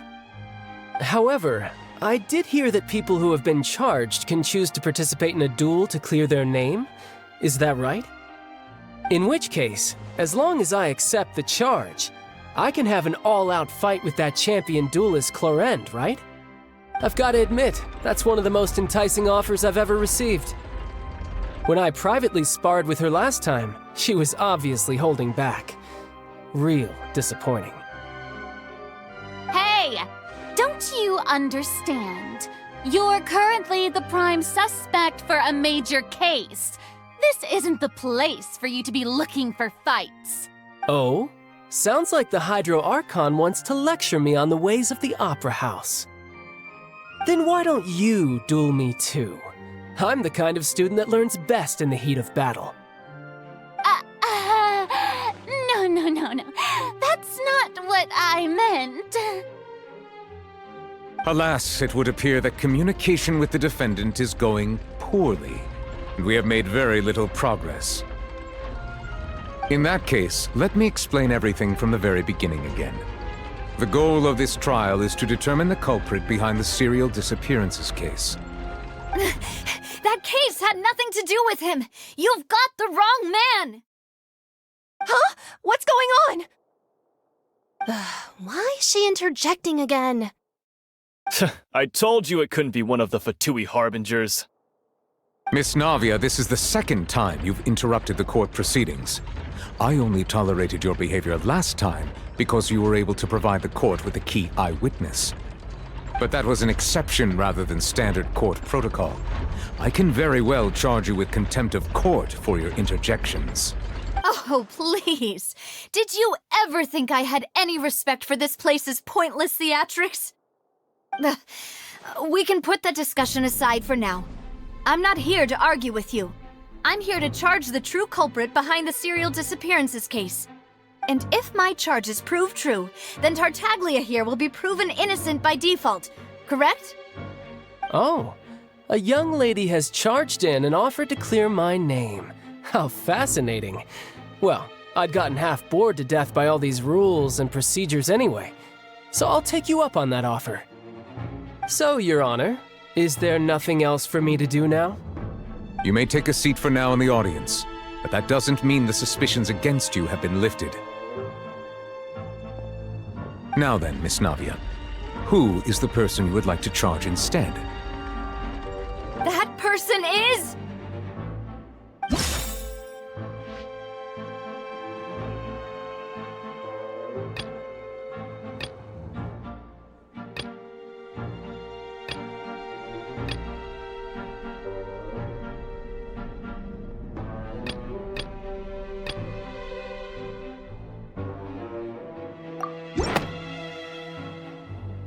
Marcel, the head of Confrérie of Cabrières! Huh? What confrérie? Never heard of them in my life. I've heard of them, but weren't they Spina di Rosula's sister organization? Oh, is this going to be a friends to enemies type situation? Please let me remind you, Miss Navia, that charging someone is an incredibly serious matter. Committing to the charge also means taking on the legal responsibilities associated with it. And if the charge fails, depending on the circumstances, you may also be charged with the crime of making a false accusation. Knowing this, do you still wish to charge this man? Yes, I do. In that case, I declare the charge to be valid. Miss Navia and attorneys, please take your places on the court. Members of the guards, please contact Mr. Marcel right away so that he may stand trial.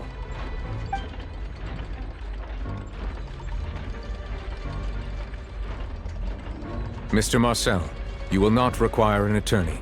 Is that correct? Apologies. It all just happened so quickly. I still haven't figured out what's going on. I think an attorney won't be necessary. This is probably just a misunderstanding between me and Navia. Very well. In that case, since both sides have now arrived, Miss Navia, please present your charges.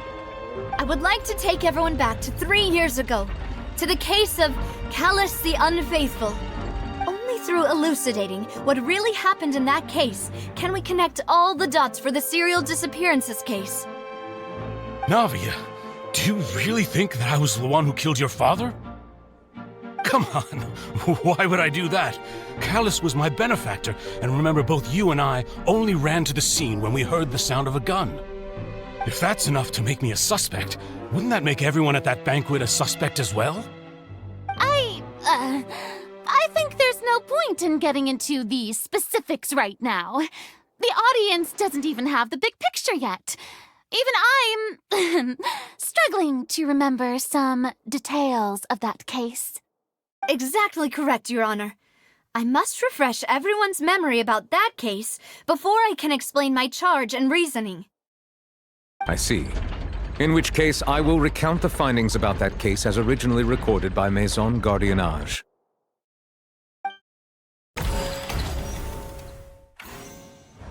On the day of the murder, Spina di Rosula hosted a large banquet in a countryside estate owned by the Confrérie of Cabrières. During the banquet, all attending guests heard 2 gunshots from the courtyard. When the guests arrived at the scene, they found the primary suspect, Callus, holding a gun, while his acquaintance, Jacques, lay dead from a gunshot wound. The guards' investigation did not recover any other firearms from the scene. As a result, they concluded that the suspect's first shot must have missed, while the second must have taken Jacques' life. The suspect did not dispute this conclusion, and also declined to defend himself in court. Instead, he chose to prove his innocence through a duel. Callus was defeated by champion duelist Clarand in the ensuing duel, and soon succumbed to the injuries. These are the known facts about the case.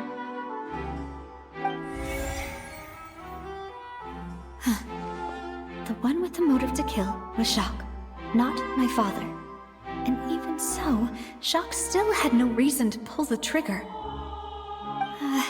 In truth, the third person shot Jacques first, and was shot in turn by my father when my father seized the gun from him. After that, the true culprit turned the third person into water, erasing all traces of him from the scene. Thank you for the summary, Your Honor. Of course, the guard's conclusion appeared quite sensible to us at the time. However, we should revisit the case now that we've gained new information about the abilities of water from the primordial sea.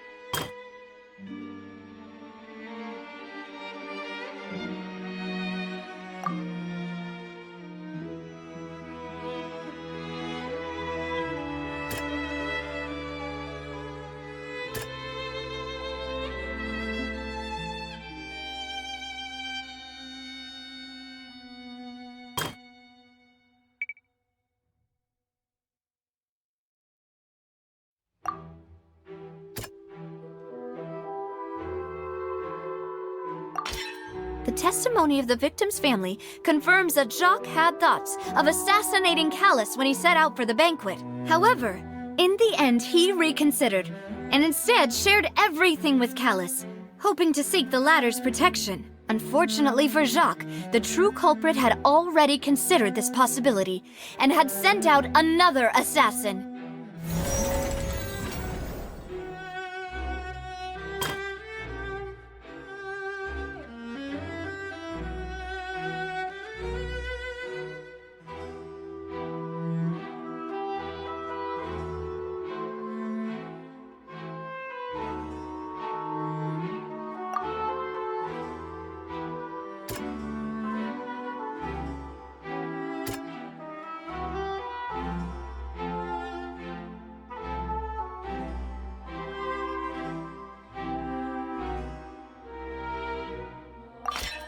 This assassin first shot Jacques, then turned to shoot Callus, only for Callus to wrestle the gun from him and kill him instead.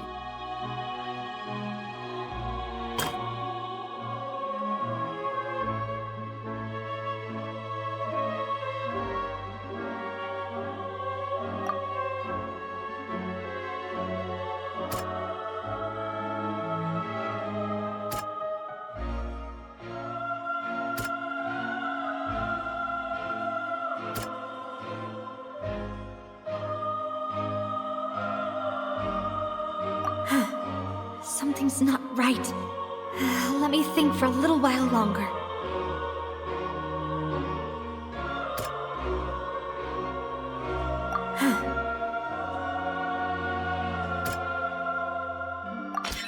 A pile of clothing was found at the scene.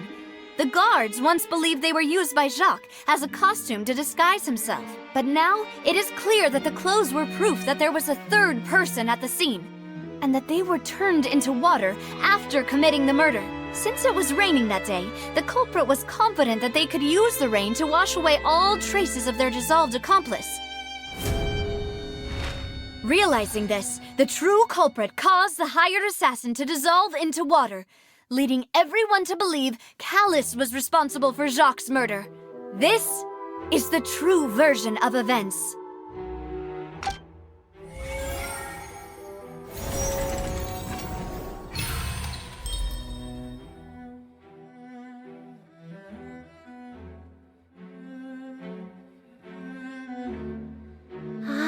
That's what happened.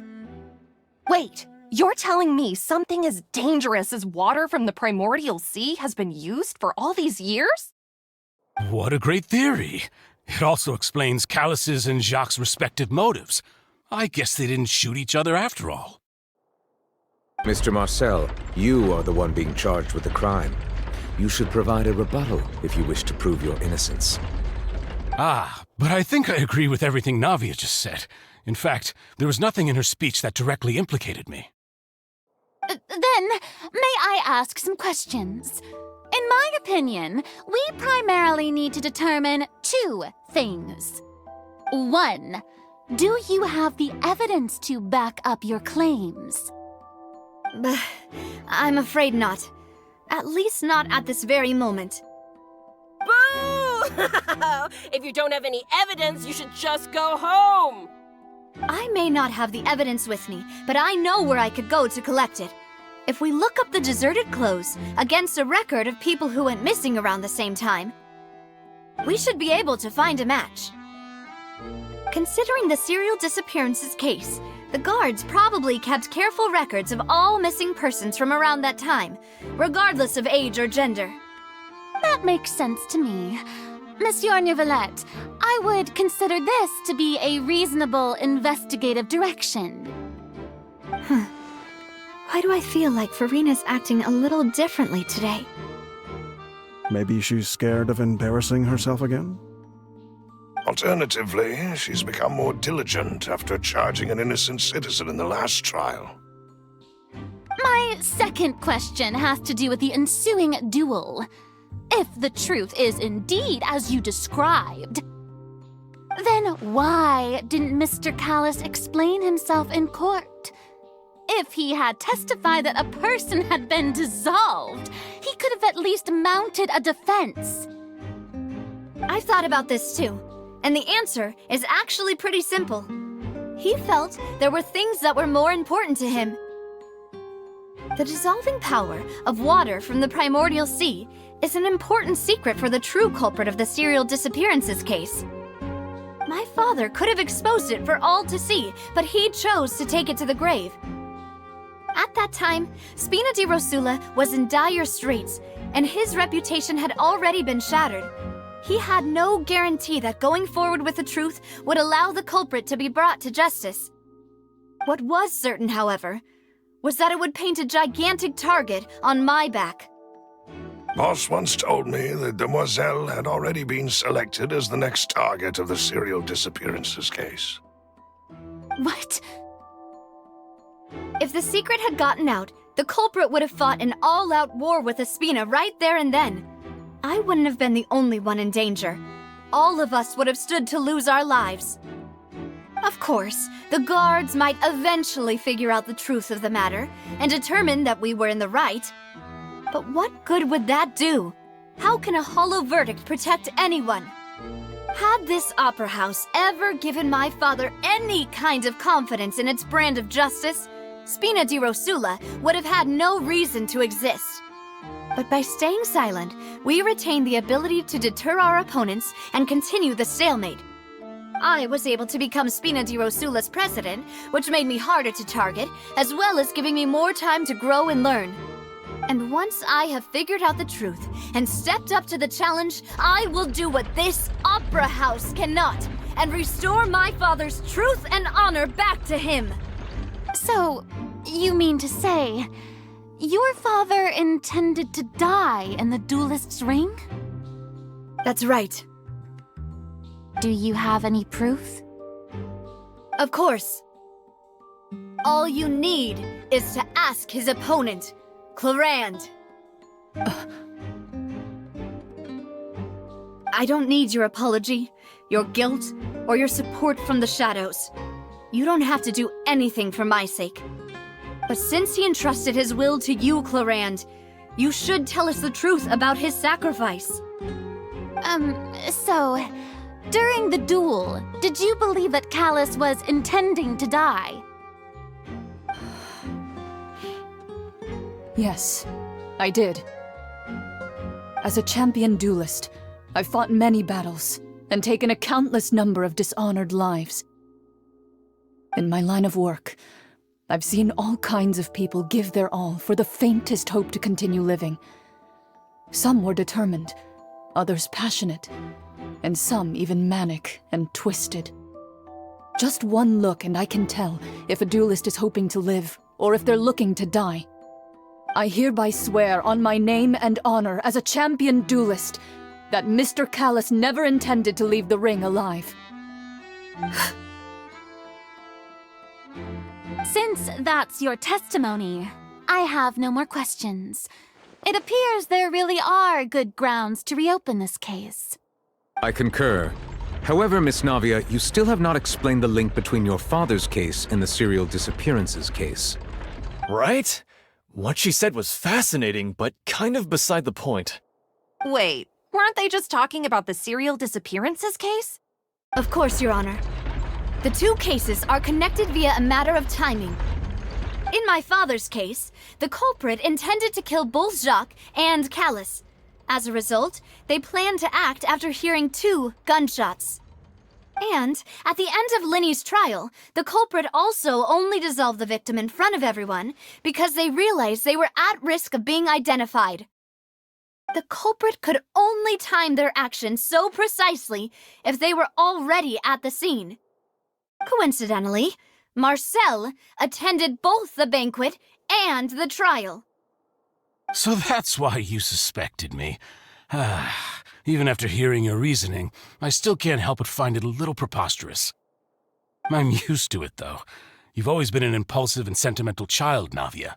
It's one of your most endearing traits. No need to appeal to pathos. I won't try to refute your points one by one, but even if everything you just said was true, can you prove that I was the only person present at both events? On top of that, does a person have to be physically present to control the timing? Can't someone remotely monitor the place? Know what she can say to that. I know that even with that, you might still think you can reduce the list of suspects with some further investigations until I'm the only one left on the list. Alas, who won't feel at least a little hurt by an accusation of murder from a girl you see as your own daughter? But if I were to dismiss this completely, you'd also think I'm not being considerate of your feelings. Ah well, let Uncle Marcel teach you another lesson. Do you know what the biggest flaw in your reasoning is? I suppose you're gonna tell me anyways. It's timing again. I'm a businessman by trade. From that standpoint, there's no reason for me to kidnap young women. It's a high-risk action with nothing to gain. In addition, I left my home in Snezhnaya when I was young to come to Poisson and work in some trade. My business only thrived when I received Callus's patronage.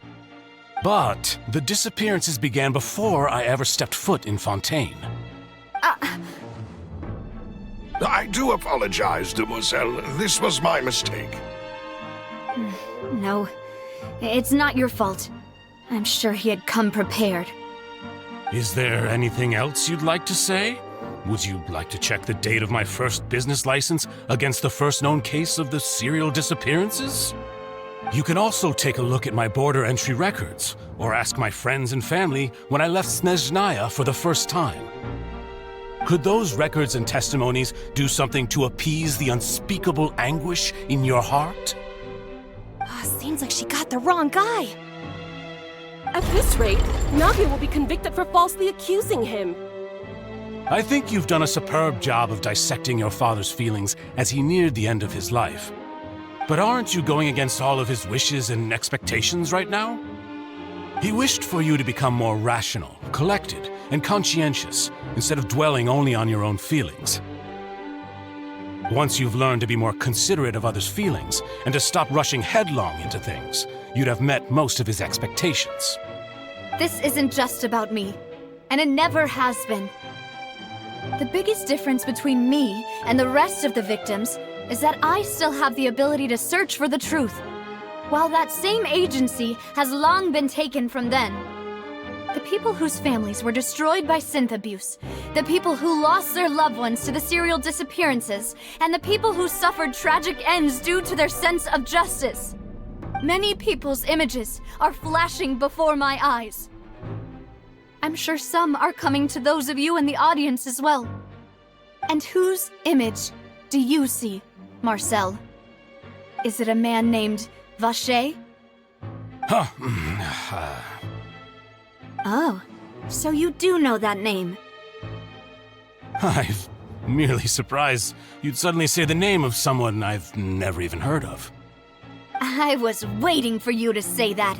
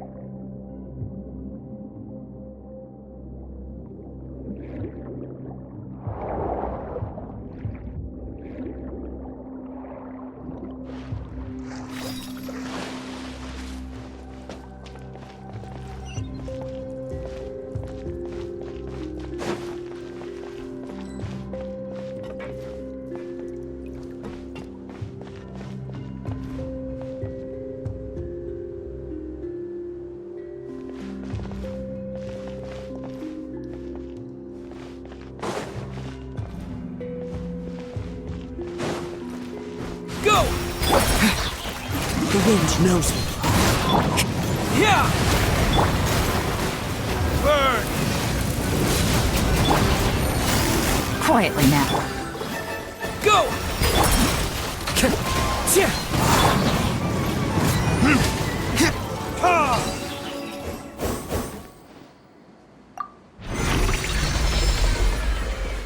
Whoa! The floor is going up! Is it because of this mechanism in the middle? That guy really prepared a lot of stuff for this place.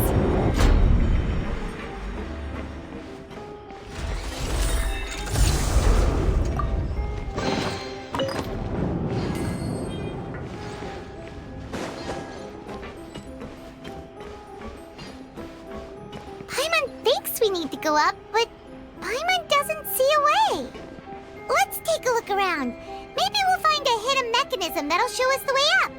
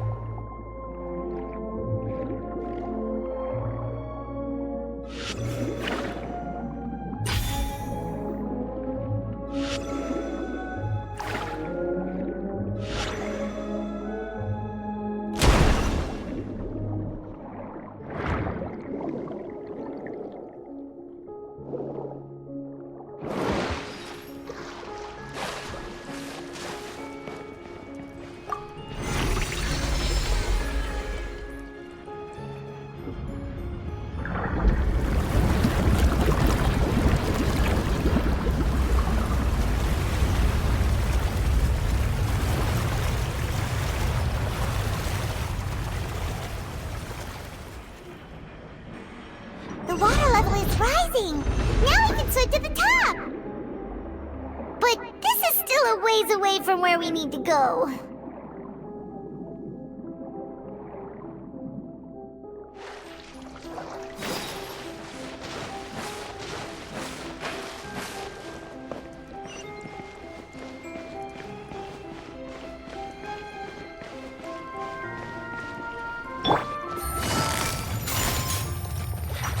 Gotcha. As one with wind and cloud.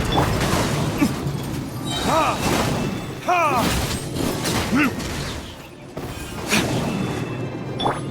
Busted. Game's up. Fun's over. Bombs away! Go!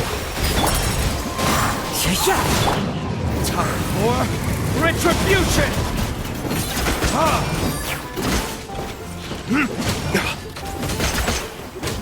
Yeah.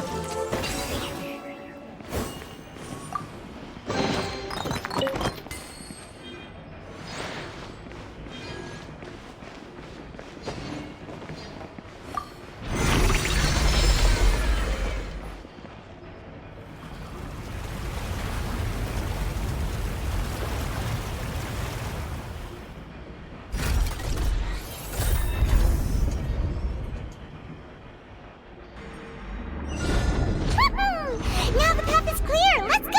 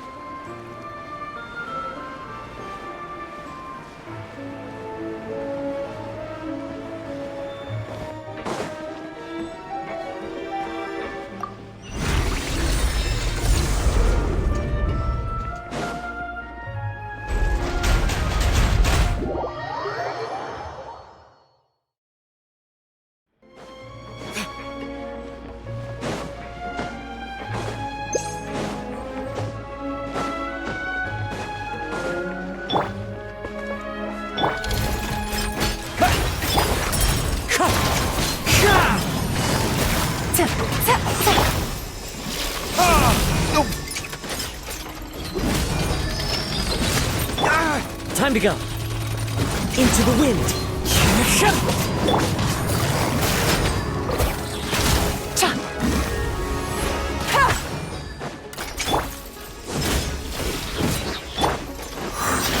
Wind Strider. Go! Verdict is... Clouds high. Birds call. Quietly now. Things are about to get dicey.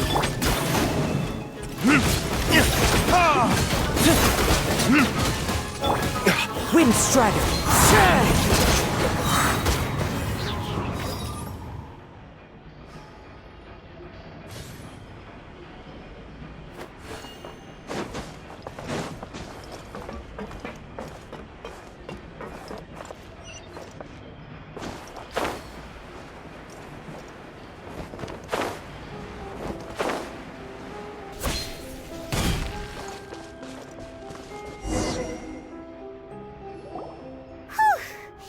After all that, we finally made it to the innermost sanctum. Though, as expected, the mastermind isn't here. That's right. Then let's hurry up and find some evidence so we can get back to the Opera House and help Navia.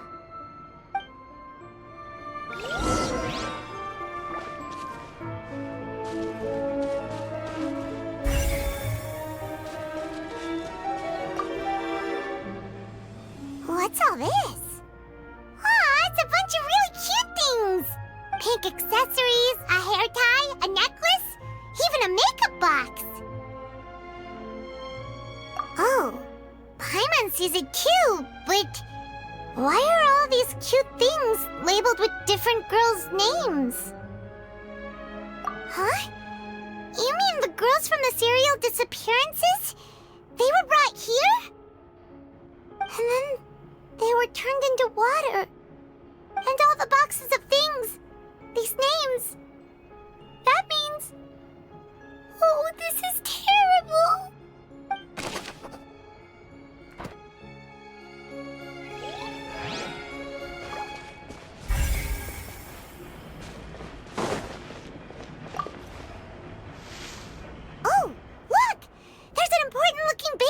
here, and it's full of water. That means this is where they make all the synth, and that special water is the main ingredient. If you dilute it with normal water, you'll get synth, but the pure stuff can dissolve a human. Paimon will take notes on this incriminating evidence.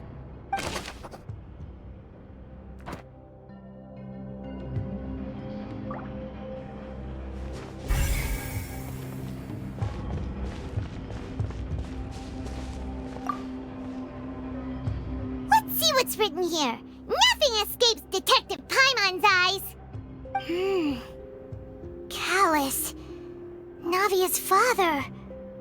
Oh, this seems to be an investigation report on him.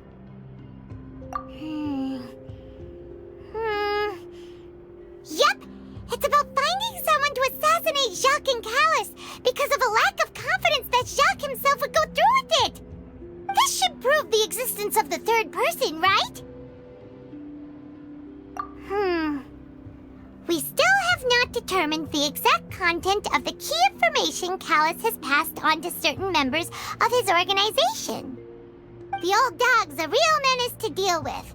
Even if he abides by the promise he's made to us, he will still have the upper hand. He can act whenever he wants to make our lives miserable. The only option left is to remove him from the picture entirely. I concur.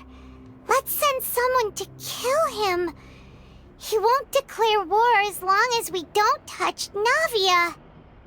Oh, seems like we've got a bunch of correspondence between the higher-ups. They're all just so evil.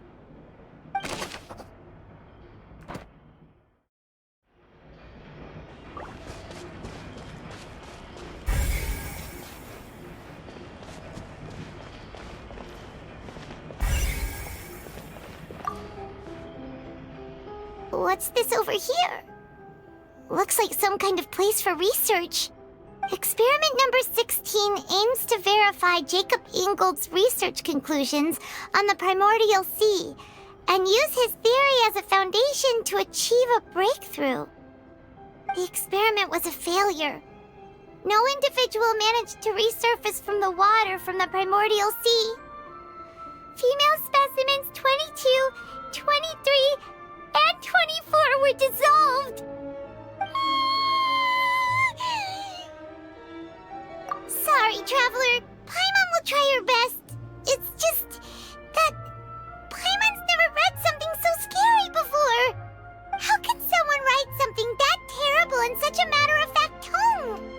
You read the rest. Paimon's too scared to keep going.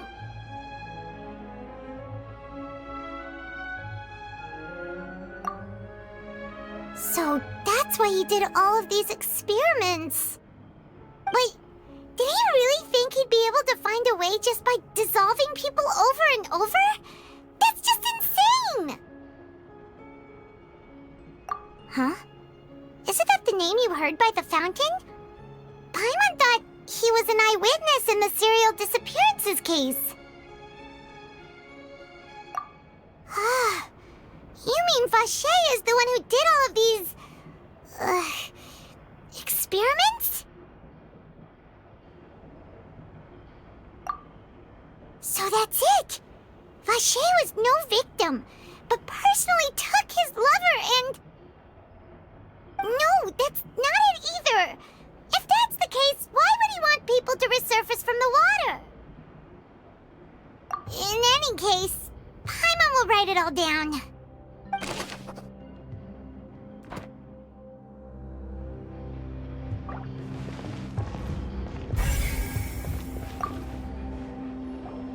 Whoa!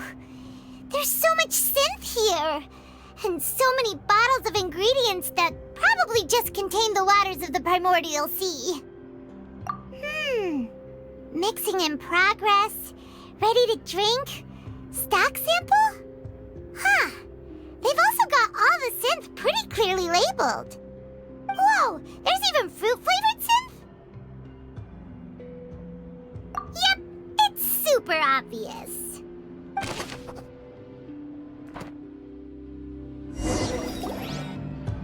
We've looked at almost every everything here, and it seems like our theories were spot on, but...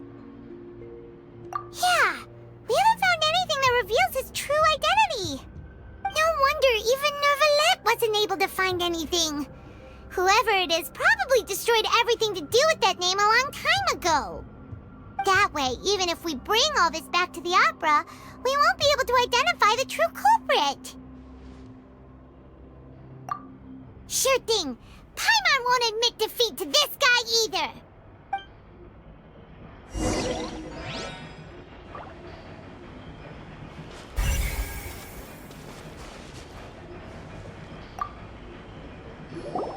You take that side and Paimon will take this side. Check everything carefully. We'll find something for sure.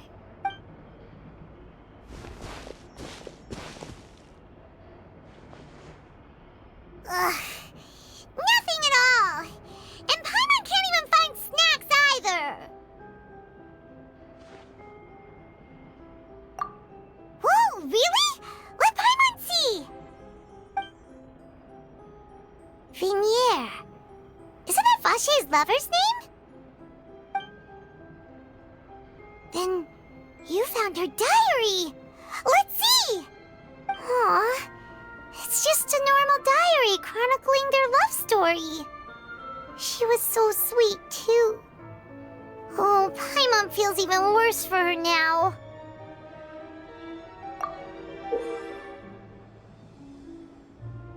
So many! A whole page's worth! But they're all crossed out. Was she unhappy with all of them? The final name she decided on was... Marcel. Wait, but Marcel's pretty old. Has this case been going on for so long that he's Vache and Vinier's grown son?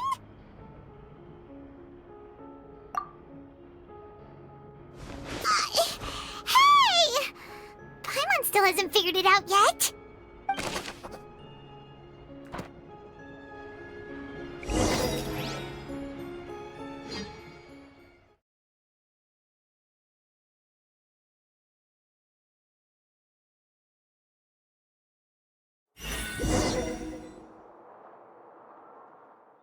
And whose image do you see, Marcel?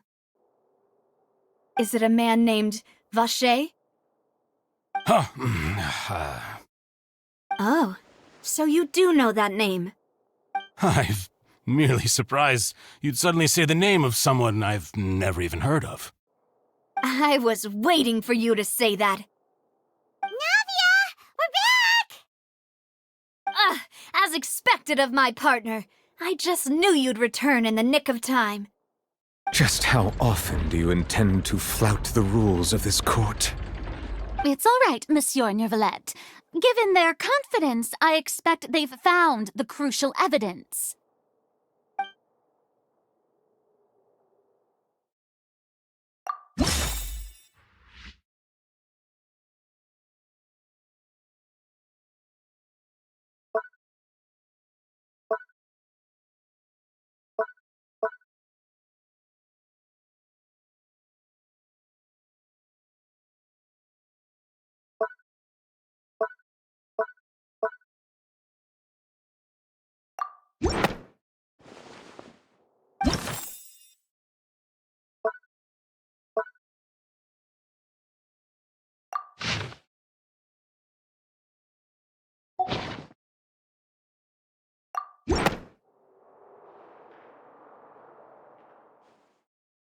But the truth of it, Marcel, is that you've always been Vache. Huh? We've investigated your lair and we already know everything! After your lover, Vinier, was dissolved, you kept abducting young women to experiment on the hopes of bringing her back to you! You even created Marcel as a new identity and destroyed all records of your past as Vache! So that's it. Even the villains in opera performances rarely go that far. And with that, Marcel's motive has now been established. This information regarding your past also dismantles your prior timing defense. Well, Marcel, do you know where you went wrong? You fixated your gaze on the lover that passed away, instead of paying attention to the living people around you. So, you never noticed how we changed, or how we grew as individuals. You also never understood Boss's real expectations for his daughter. Or our determination to see things through. Your determination. Mr. Marcel, please speak up now if you would like to defend yourself. Otherwise, the trial will move on to the next stage. Do you really think I wanted to do any of this? Pay attention to you? What for? Have you ever paid attention to me? Ever empathized with my pain? Ever known how it feels to watch the love of your life dissolve right in front of your eyes? No one helped me. No one even believed me. All those decades ago, even the officers from the Maison Gardiennage were laughing at me. They said there's no way a human being can turn into water. So I must have gone mad from grief. Vignier's death was brushed away by all of you as if it didn't matter at all. Well, now you know, don't you? Ha! Well, it's too late now. All those who were dissolved are gone forever. You only have yourselves to blame. You set up this ornate opera house in pursuit of your so-called justice, your beloved drama, while turning a blind eye to the suffering of the people. Vignier is dead. We promised each other that we would always be together. Wherever she goes, I will follow. But I'm not from this blasted place, so I can't be dissolved, no matter what I do. Hey, is that water from the primordial sea that he's drinking? I can't dissolve! Can't dissolve! Can't dissolve! Do you all see? I can't go! I can't follow! So if I can't go where she is, what choice do I have but to try to bring her back? I did all of that, and in the end, that accursed Callus still got the better of me. I spent my entire life living on pins and needles, only to get stabbed by his idiot daughter at the very end. The suspect is exhibiting signs of mental distress. Guards, please restrain him. Don't touch me! Don't anybody come near me! I still need to save Vignier. I promise. We made a promise. Vignier. Vignier! Please, Vignier. Don't think badly of me. All I want to do is fulfill our promise. At this point, the verdict of this trial is clear. With Mr. Marcel's conviction, the charges against Mr. Tartaglia no longer have any basis. Fine by me. I was in a bad mood, but after a show like that, I'm actually feeling pretty good. Traveler, please submit all the evidence you have collected to the guards, so that I might review and summarize the truth behind the serial disappearances case. The man now known as Marcel was originally named Vacher and worked as an adventurer with his partner and lover Vignier. During an underwater expedition, Vignier accidentally came into contact with water from the primordial sea and was dissolved in front of Vacher as a result. Vacher learned of the primordial water's existence through the work of others and began to kidnap young women for research, with the goal of discovering a method to restore Vignier back to life. To cover his tracks, he invented the new alias of Marcel and began to operate a business in Poisson. During the course of his research, Vacher discovered that a diluted concoction of water from the primordial sea can induce feelings of euphoria and began to manufacture and market synth. However, as he accumulated wealth to fund his continued research and expanded the scope, he came into conflict with Spina di Rosula. After exchanging blows with Spina di Rosula for many years, Vache decided to assassinate their president, Callus, at a banquet.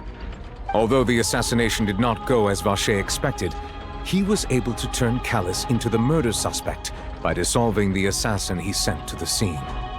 And just recently, Vache attempted to frame Linny as the culprit of the serial disappearances case, using a similar method. However, his attempt to frame Linny failed, and the power of water from the primordial sea became public knowledge. This case also exposed enough of Vache's machinations that he was eventually successfully charged in court. Thus concludes the enigmatic history of the serial disappearances case, with the truth revealed to all.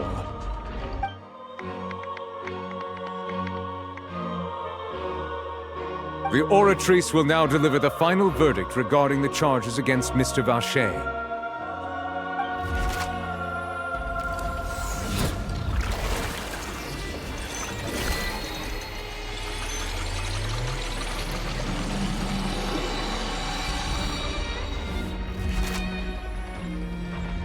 According to the judgment of the Oratrice Mécanique d'Analyse Cardinale, Mr. Vache is guilty.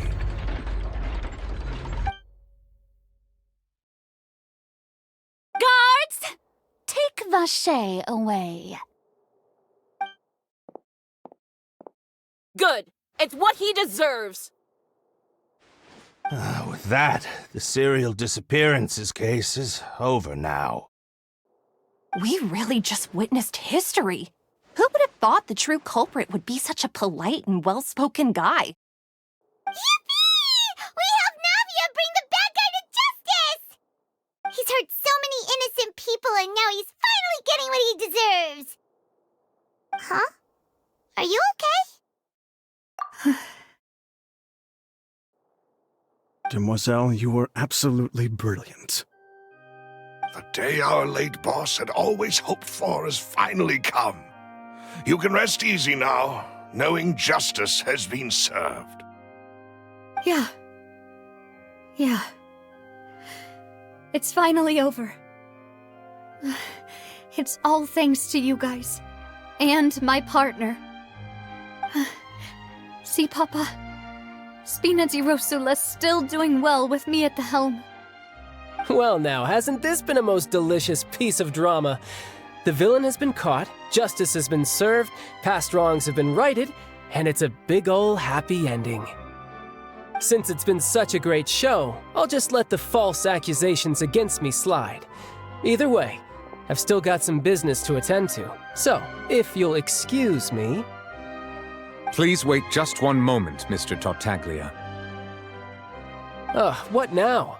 None of this has anything to do with me. According to court protocol, since this trial was initiated due to a charge against you, a verdict must also be made regarding the initial charge before the trial can conclude. Oh, come on. Is this really necessary? Haven't you already caught the real criminal? Isn't it time for side characters like me to exit stage left? Please respect the laws of Fontaine. This has always been the rule. All right, but this sure is a lot of hassle. All I need to do is stand over there, right? Let's just get this over with. Through evidence presented in the public trial that was just held, it has been established that Mr. Tartaglia has no direct connection to the serial disappearances case. The guilty party has been identified, and thus it is logical to suppose Mr. Tartaglia is innocent of the charges. We now turn to the Oratrice Mécanique d'Analyse Cardinale to render the final verdict on the charges.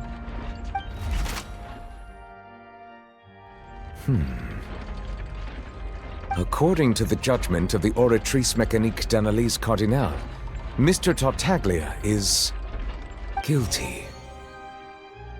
What? Hey! That's not funny! Didn't you just say I'm supposed to be innocent? What's with this verdict? Is your justice machine malfunctioning? Huh? This has never happened before. The Oratrice actually returned a different verdict from the Chief Justice. I mean, have you ever heard of an innocent Fatui Harbinger? Do you think the Oratrice might have just convicted him on general principle? But weren't the charges about the serial disappearances case? No matter what else he's guilty of, it shouldn't affect the verdict in this case, right? The judgment of the Oratrice Mécanique d'Analyse Cardinal is, by law, the final verdict of the court. We must accept the guilty verdict. Guards, please take the suspect into custody per court protocol.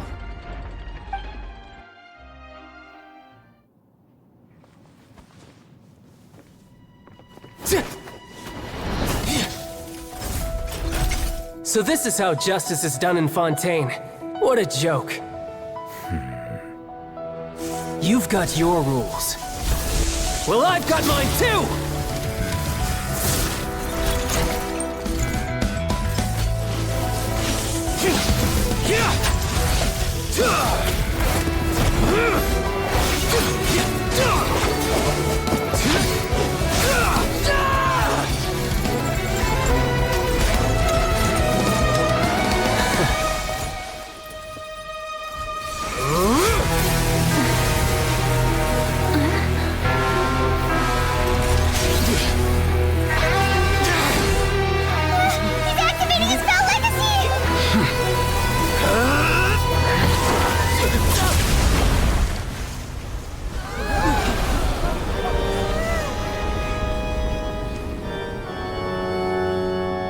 I am sorry. If you have been wronged, we will find the truth. But the rules of the court must be upheld.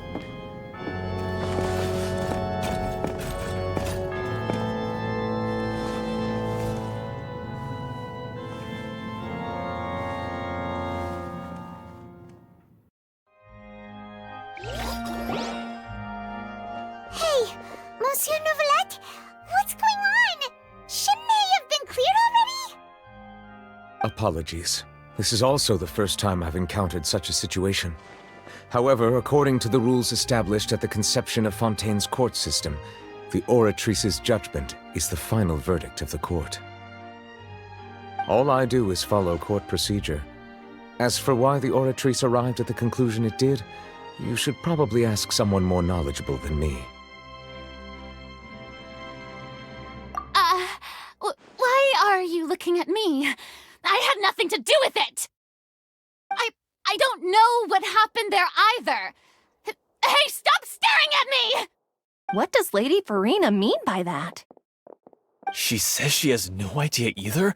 But that's impossible. Didn't she create the Oratrice herself? Yeah, so are the verdicts reliable or not? Can results like this really be called justice?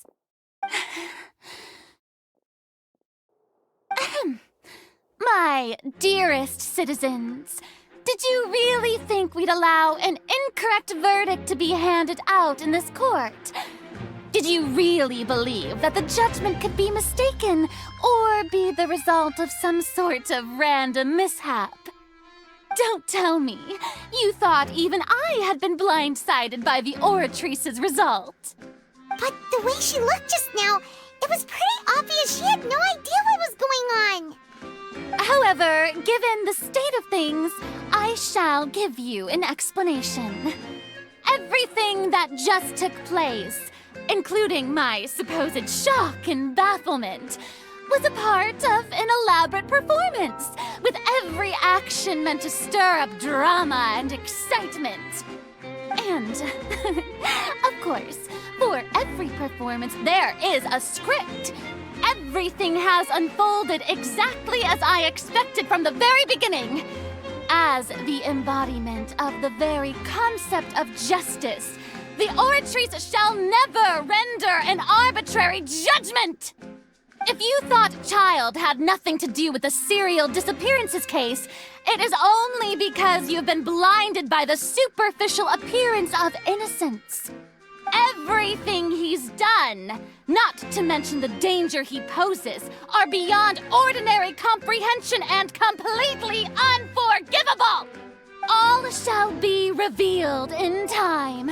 You will come to understand my noble intentions, as well as the absolute correctness of the Oratrice's verdict.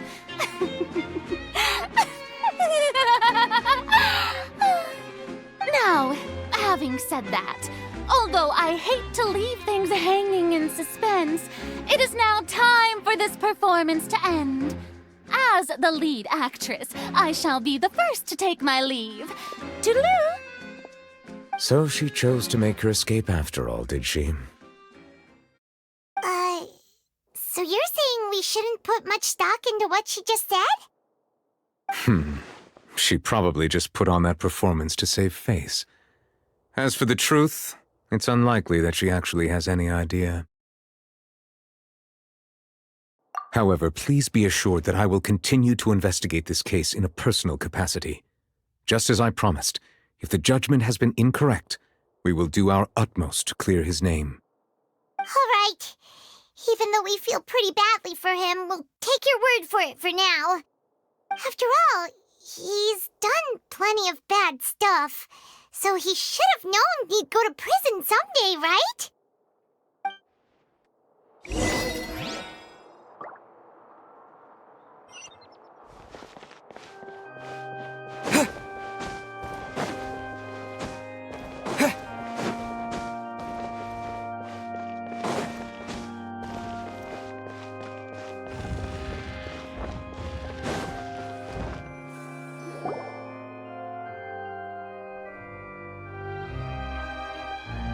Hey, what are you doing? Quick, stop him! Traveler! Hey! Traveler! Marcel! What are you doing over here? Stop resisting arrest! Cease, or we'll add another charge to the list! No, wait! I just want to ask the Traveler something. I'm not looking to run away. Please, just let me ask this one small thing. Go on. Thank you. I was being led away when I finally realized something. Where did you first hear the name Vache? I erased all records of that name. So, unless... Are you still trying to prove your innocence? Give it up. You've already been convicted. Really? You did? You're sure? You met her? But how could that be? How did you manage to do it? The Fountain of Lucine? Then she's been so close to me all along. And I just never... Please give me a chance to talk to her again. Just let the Traveler take me to the fountain to see her one last time. This is the last request I'll ever make in my life. You can do whatever you want to me afterwards. I don't care. What? Give an inch and you want to take a mile? Do you think serial killers get to make requests like that? Paimon agrees. Why should we give him what he wants when he's only done a ton of super terrible things? This request, is it worth as much to you as your life? Of course! Wait, no. It's worth even more than my life. Humans. Will they betray the instinct to live just to satisfy spiritual needs? Very well. I will grant your request. Your Honor, I fear that... I will go with him. You do not need to worry about any escape. In that case, I shall leave him in your most capable hands, Chief Justice. Thank you, Your Honor.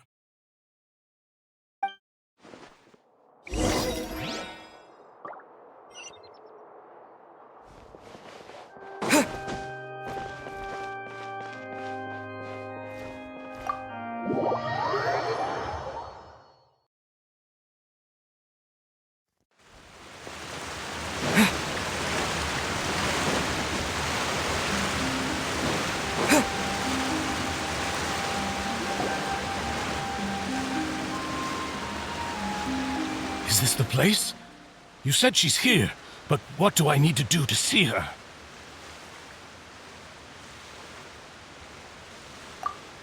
Yeah, and even Paimon could hear her after drinking that thing. Didn't you just drink a lot of it on the stage as well? Oh, in that case...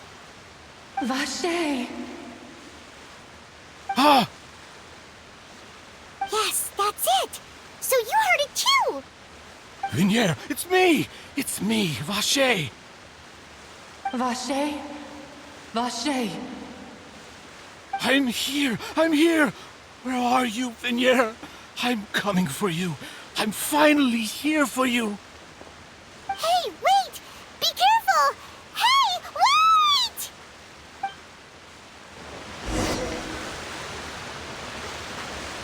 Vignier, is that you? It's me, Vache! Vignier! Vache, why did you come? Didn't I say? You don't need to look for me. You look a lot older than I remember. How long has it been? It's been more than 20 years. I've suffered for over 20 years since the day you left. All this time, only the thought of bringing you back has kept me alive. Nothing else mattered to me. I must be dreaming. Who would have thought I'd get the chance to tell you all of my feelings like this? Vignier, you are my everything. I really don't know how I could live without you. But Vache, if you ask me, this world would be better off without you. What are you saying? If not for you, I would have finished my law degree and probably become a top-tier attorney one day. If not for you, I would have continued to pursue my love of the arts, and my works would have been displayed in the Palais Mermonia itself. If not for you, I would at least have been able to take care of my mother. And she would not have grown old and died alone, with nothing but the tears on her cheeks. It's all because of your selfishness, Vache. It's all because of you. Wait, you are not Vignier. Who are you? You're right. I am not Vignier. I am the sacrifices. Every woman who died by your hand, as our bodies dissolved, our consciousnesses flowed back to the primordial sea. Our thoughts circulated endlessly within the primordial sea, and we were no longer individuals. But we became one, just as streams of water come together in the sea. I'm Cressy. I'm Lemony. I'm Azine. The only one I am not is Vignier. Why? But then, where is Vignier? She doesn't want to see you anymore. Every tendril of her consciousness is avoiding you. This is what you get for your selfishness. Your selfishness robbed us of our lives and our futures. You said time and time again that you'd do any and everything for her. But did you ever consider whether she'd want to see you do the things that you did? If she would despise you for what you became?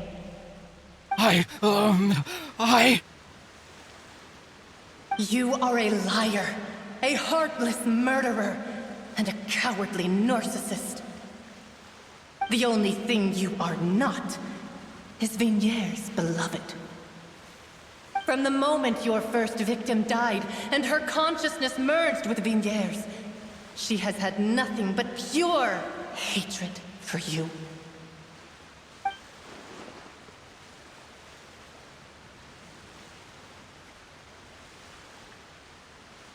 No! Vignier! She can't hate me.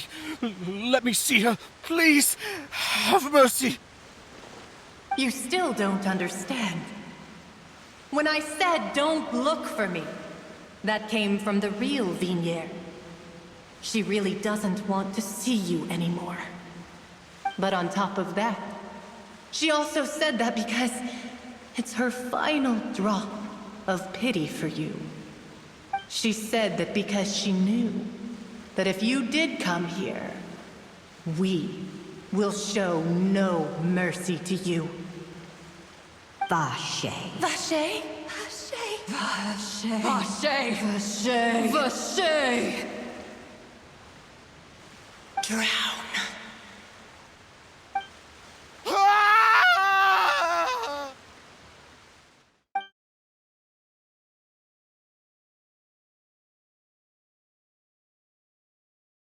Finally,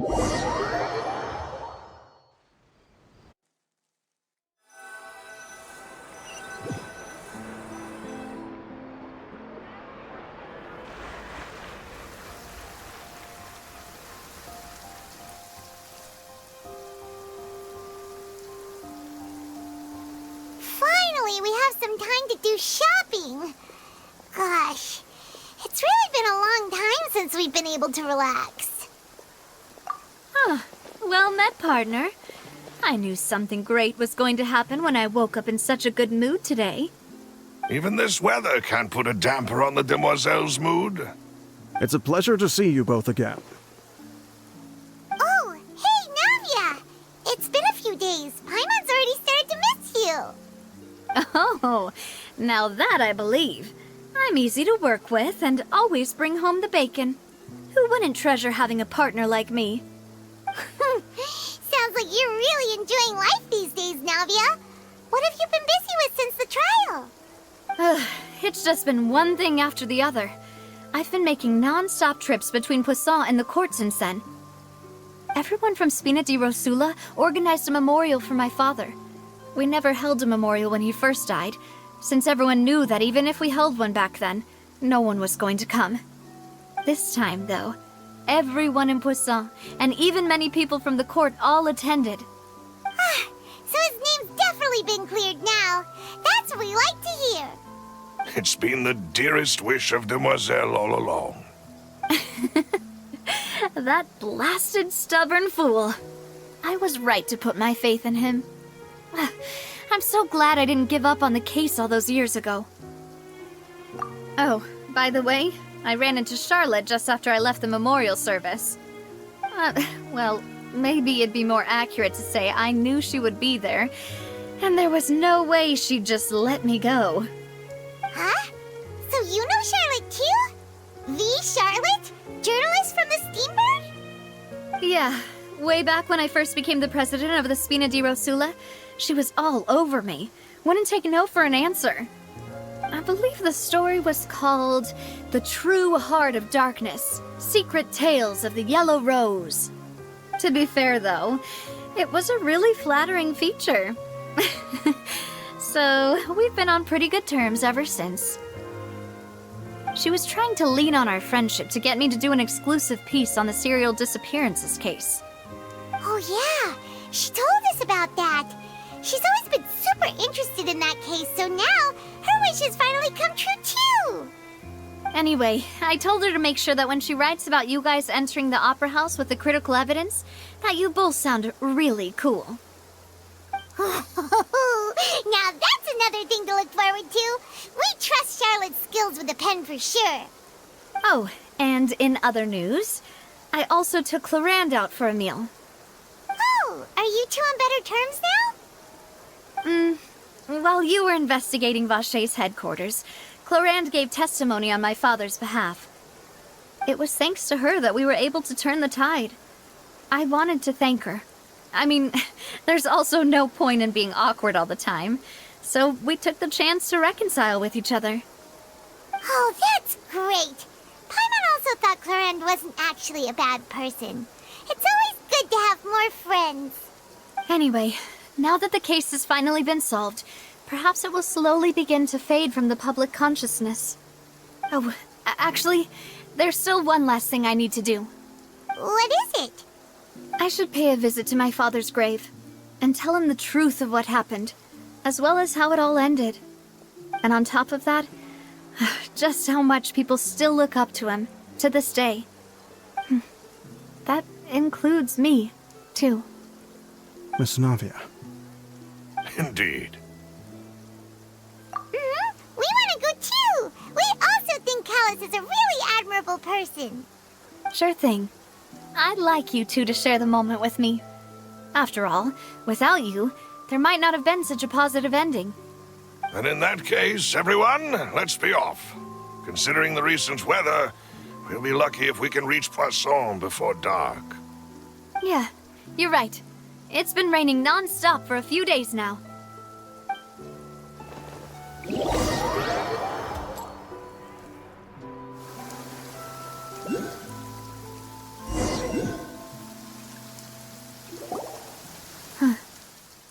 This is where my father's grave is.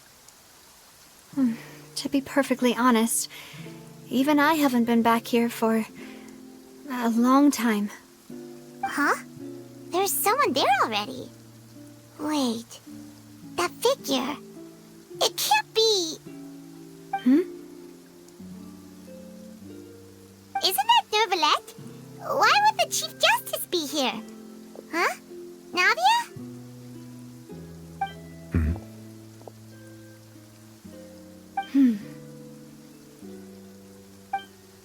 My apologies. I should have asked before coming to pay my respects. Don't say that. Sorry about that. Oh, I was trying to say there's no need for you to apologize. I wanted to show my father how much I've grown, but still, I doubt I've grown to the point that even the Chief Justice would feel compelled to apologize to me over and over. In that case, I will stop apologizing for now. You really could use some pointers on understanding human emotions, Monsieur Nervalette. In any case, why did you come to Poisson? Well, ever since that day, I've been turning a question over and over in my head. Just what is justice anyway? There was once a time when I didn't want to believe that there could be anything more important to humans than life itself. Oh, rather than that, it's probably more truthful to say I didn't believe humans were capable of resisting the most basic instinct of living things. That they could rebel against their own nature, or consider certain things to be more important than their own lives. Which is also why I didn't stop your father from beginning that fateful duel. I believed that a truly innocent man would never throw away his life like that. That there was nothing, should have been nothing more important than one's own continued survival. But Mr. Callus proved me utterly and decisively wrong. If not for his sacrifice, the serial disappearances case would have remained unsolved to this day. Mr. Callus made the choice he did for his daughter, for his associates, and for many people completely unrelated to him. And in the end, from a certain perspective, one could say that he did it all for the sake of justice. A justice that's higher than life itself. So, you asked me why I came here. I just wanted to say my apologies to Mr. Callus in person.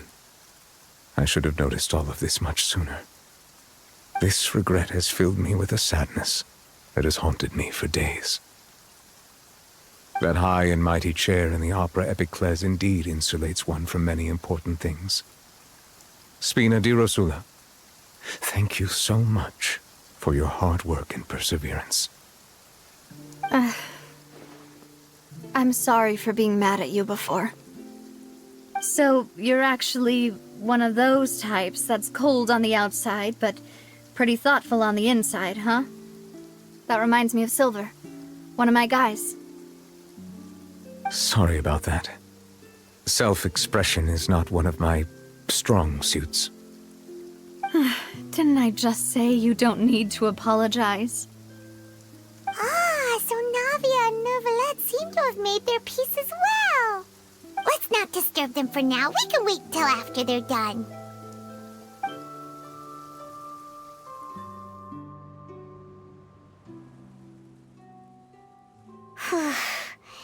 Paimon's never paid respects at someone's grave before. Did Paimon do anything rude there? Huh? Oh, Paimon didn't know that was a thing.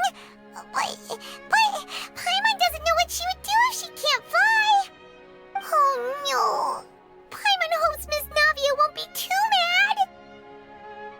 Anyway, Nervalette is still standing around there. It's not often that we can catch him alone like this, so why don't we go talk to him for a bit? If we can't talk to Lady Farina, we can at least talk to him, right?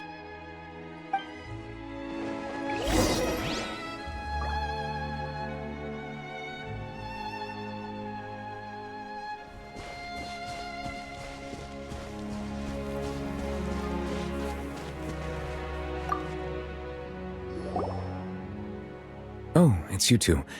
Did Miss Navia invite you to come pay your respects to her father? Mm-hmm. We ran into Navia on the streets today, so we just followed her here. I see. Then is there something that I can help you with? Well, it's pretty hard to run into you like this since you're usually super busy. So we figured we could try to ask you a few questions, if that's okay. Please feel free. Though outsiders, you helped us solve one of the greatest mysteries in Fontaine, and it would be my pleasure to return the favor. So, at court, the bad guys referred to that special water as water from the primordial sea, but what is it really? Truthfully, that name is already quite accurate. I can only surmise that Vacher and his ilk only learned of its nature and existence after extensive research. There used to be a special sea on the surface of this planet. The nature of its seawater was rather different from that of the sea we know today. Most of Tevat's life forms were first born in that special sea. You could say it nurtured much of the life on this planet. Huh. So it really was where everything began. It makes sense to call it primordial then. But today, the primordial sea no longer exists on the planet's surface. What Vacher discovered must have been some kind of special case, or a remnant from a truly ancient age. Huh. So that's how it is. Oh, you really know everything, Monsieur Neuvillette. But if that's the case, then why would people, at least people from Fontaine, dissolve in that kind of water? Indeed. Why would the primordial sea, which was known to engender and nurture life, suddenly reverse itself and devour life instead? To be frank, that also doesn't match my understanding of this world and its laws. There must still be some unknown secrets around the people of this land. Is there anything else you'd like to ask me about?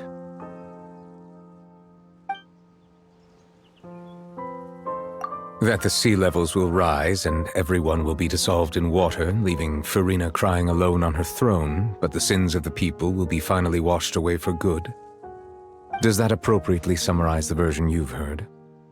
That's right! It was Linny that told us back then. And that about covers all the main points. Yes, up to the present, I think we reached a point where we have no choice but to confront this prophecy directly. Rumors have it that this prophecy is rooted in the last words the former Hydro Archon left to the world before she passed away. A prophecy? Of the former Hydro Archon? Wow. This is the first time that we've ever heard of it. 2 parts of the prophecy have already proven correct. The rising sea levels and the ability of the people of Fontaine to be dissolved. We should be more vigilant and stay on the watch for further signs. Speaking of the prophecy, Farina has also always taken it quite seriously. Indeed, she has been collecting information and intelligence from across Tevat for this purpose. If the rumors were true, then perhaps this prophecy is the conundrum left to Farina by her predecessor. But with Farina being the way she is, can we really trust her to solve it? Is there anything else you'd like to ask me about?